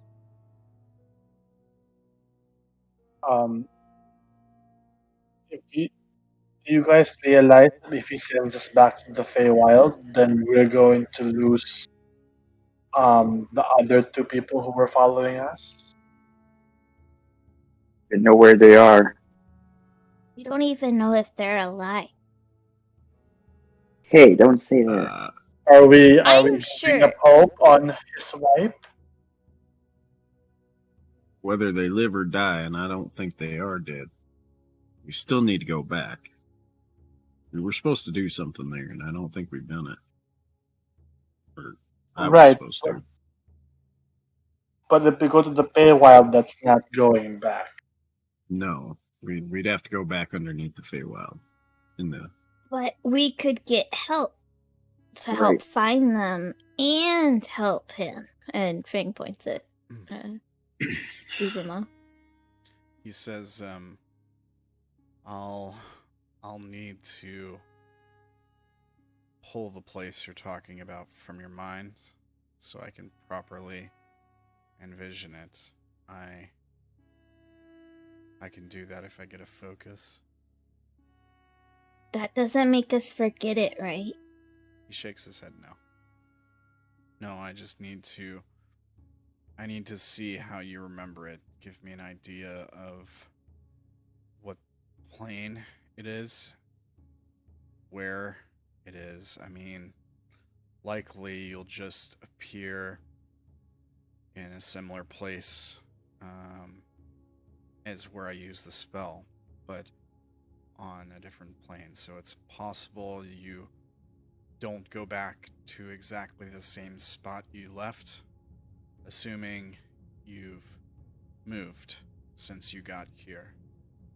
Yes? have moved a bit, yeah. He nods. Okay. Then, well, there's the chance that we go back to the space that you came in on. Try it there once we get a focus. Or that should work, I suppose, unless I don't know, the place you left is moving somehow.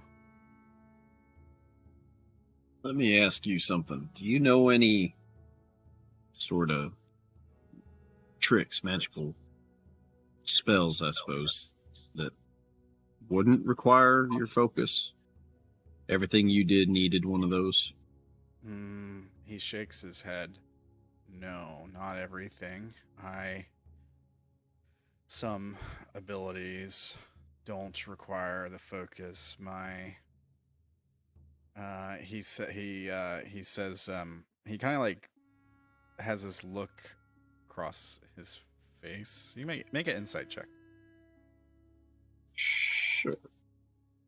As I get there. I suppose anybody else can make an insight check if you want. What's a phylactery? All right. I'd say those are successes. So the look on his face is shame, and he says, "When I lashed out at you, that was sort of a magical ability I tried to use. It doesn't require a focus." Why didn't it work then? He says, your willpower is stronger. I think I couldn't land it. He missed the attack. He missed the attack roll. That's why it didn't work. Do you have anything like I can do this, and he'll press digitate and just make sparks appear in the air. Something simple just to demonstrate your magic. He says, "Oh, you mean cantrip?" Sure. Yeah, I guess cantrips do work without a focus. Is that right? I mean, if it doesn't require a material, then yeah, anything if it without only material requires components. vocal. That's why the Vocal or power word somatic. should have worked. No, the power word. So I'm thinking maybe his power spells word don't work at all. shouldn't have worked. One creature. It's verbal components. I don't think. Just verbal, yeah. Let me see. Let me look this up and find out for sure. Unless it happened to be one of those spells that doesn't work here. You can cast prepared spells which require only verbal or somatic components when deprived of your focus.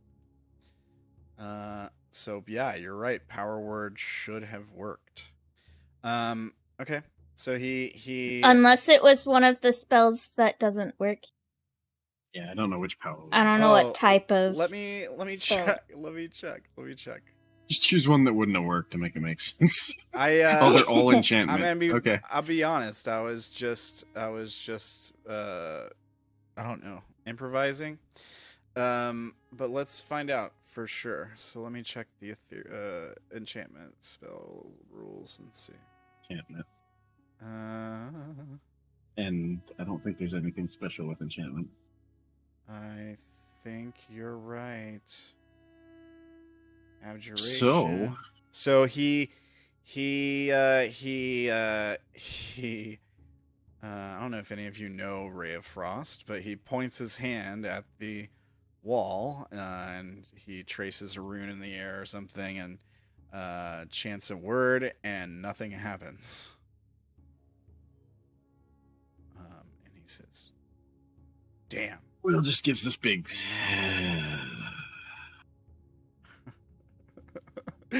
No, it's not the focus. And he curses. No, of course not. I don't think there's fixing this. Okay, Tim. Your magic's not in your soul. Not in this part of it, it seems. And we have to continue. And he says, no, you have to understand the soul has two parts. There's two parts to every soul. That's how it works. He says, well, it's how it's supposed to work. In truth, it started as a lie. The souls were always a lie, but then they made them real. And there's two parts to all of them. There's a body soul. You can call it. Some call it what's the word for it? A po, I think is what it's called. And then there's the like the spirit soul, the hun. And when you're missing one, when you don't have all of it together in one place, things don't work the way they're supposed to. You break down. So do you just need a body? it's more than just a body. And he looks at you for a moment, and then he says, "No, you're right," and he lunges at Fang. I'm gonna try and grapple him again. I mean, she's right there. You can grapple him. He can still make an attack on her, can't he? Even if he's grappled. So, Fang, make a charisma save. Charisma. Yeah, as you see him lunge toward Fang, he goes into her body. This isn't a charm, right? Hang on. Targeted by... I don't think it says any charisma and immunity. Wait.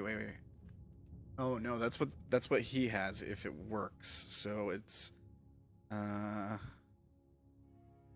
I get advantage on things that it doesn't say anything about charm. It doesn't say anything about charm in this. No. This isn't Okay. This is possession. That's what he's doing to you. Cool. You fail. 15. Oh, you have a +5. Okay. All right. Good. All right. So the DC was 13. Okay. So you see him lunge. He lunges into Fang's body for a second, and then he gets thrown back out. And he's like when he comes back out, he's like grabbing his head. He says, "No, you should have just let me do it." Fang's like, I didn't say you could have mine. I meant, like, there's some back that way that you could probably take, because they don't need them anymore. Alright, he succeeds on his madness again. And Fang's gonna move.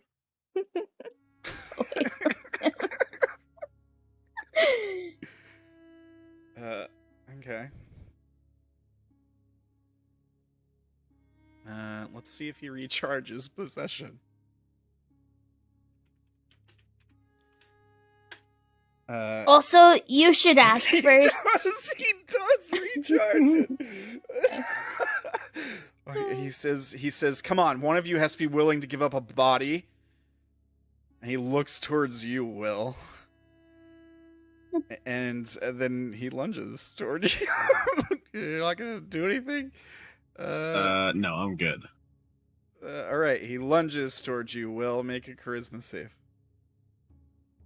Yeah, your charisma's good. Yeah.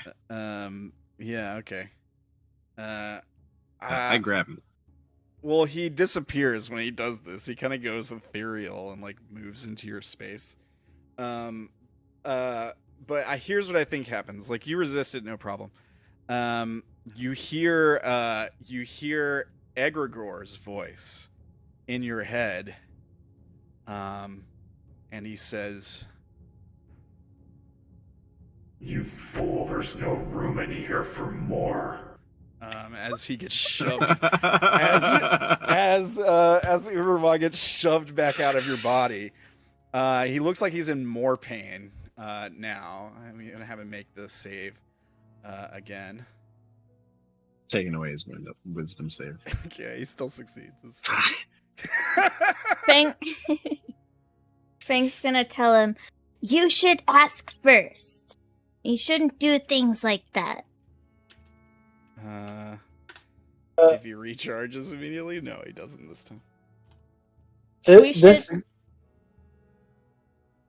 ahead, This guy has tried to attack us like 3 times now. Is there a reason why we keep trying to help him?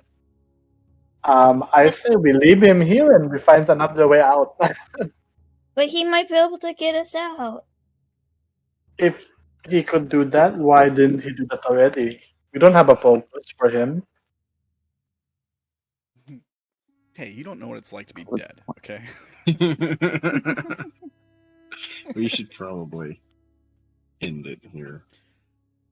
Yeah, Tim's gone. Or he's got to go now. So we can end the session here. I thought we were gonna get a lot further today. I had a bunch of other stuff planned, but then we started. I don't know. I feel like it turned really fun with the weird ghost scenes. I only planned to do Yeah. like 2 or 3 of those. But it We was wanted to save them. Yeah. I wanted to let you guys try, so you ended up saving a pretty cool This one. would be the interesting one to save. Yeah, I Mhm. feel like it Yeah. turned out good. I wasn't even planning on doing him at the start of But the episode. well, I will want to save him. I mean, he's doing all right so far. I Can mean, we go over Experience. yeah. So, let me pull up my thingy. I want to check the We killed a XP thing. for the fights that you guys did. How difficult? It was a hard encounter? Let me check and make sure. Did I beef him up? I hope at all? someone gives Tim experience after he leaves each night. We're keeping track of it, or at least Ella has been posting it in the where you guys track that stuff. Yeah, I always try and type it out. This is why sometimes I'll ask to confirm what a number was, even if it doesn't actually pertain to me. I just wonder if he's remembering to do it. I hope so. He was hasn't already the had any furthest behind, so Any level ups, I don't think so. I But think yeah. It was like right behind me. I think he was still here last time we did experience, wasn't he? I don't think so. He did miss one other time. Oh, okay. He said, yeah, he knows. He just said that a minute Okay. ago. All right. Make sure if you're still here, make sure you He's get not. your XP. But he was when we started talking about that. Okay. So did I beef this thing up? I did. So let me do this. It might actually. I just want to see if it was. If it was deadly, I want to give you guys full deadly. It was not. It was hard. All right. So you guys get 2 XP for the fight. And I'll give everybody extra XP for RP. I think we'll do 3 XP for everybody for RP. And I'll give extra. Thank you. I get some. What? I said I feel like Fang should get something for trying to resurrect the guy. Yeah, that's what I was about. That's what I was about to do.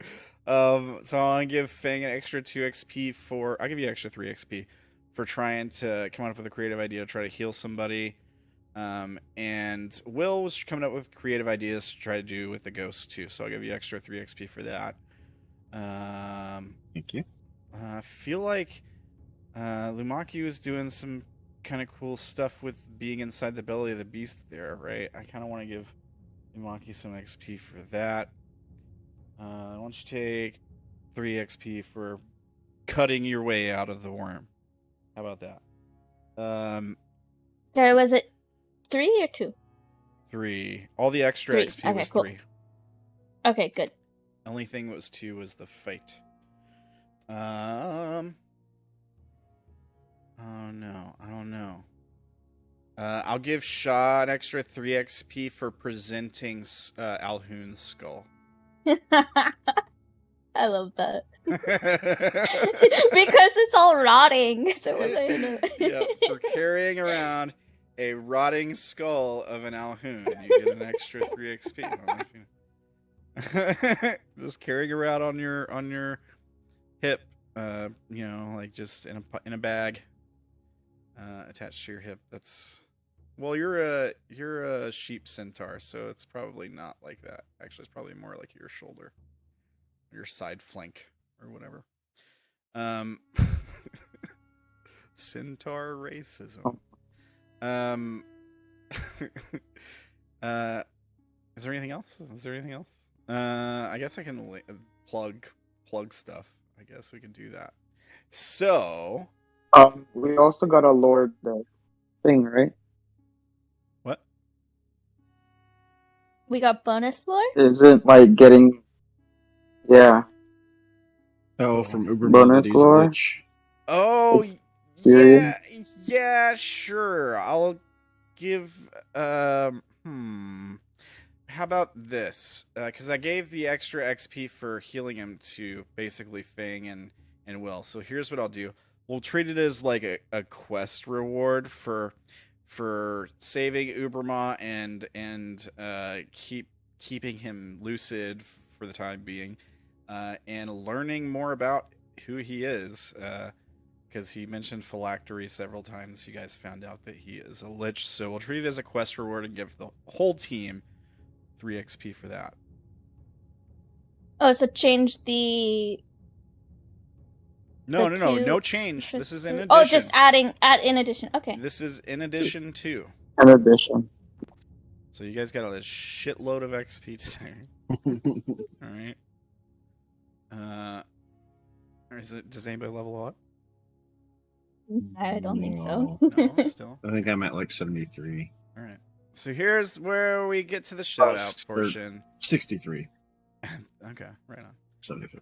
At the end of the night, we do shout outs. So if you're watching on YouTube, you can find the links to all the stuff I'm about to talk about in the description down below the video. Please make sure you like and comment and subscribe and share the video out, because YouTube is not sharing our content with people. So you have to share it for us. Here we go. So if you know who Orilyn is, Orilyn's been a character on the show, and you see Fang's virtual avatar here on the screen, and you want to make your own virtual avatar like Ella did here, you can go to vroid.com/n. I guess that means English. For English, because it's a Japanese program. Yeah. Okay. Yeah. You want to make sure you go to the English site to get the English software.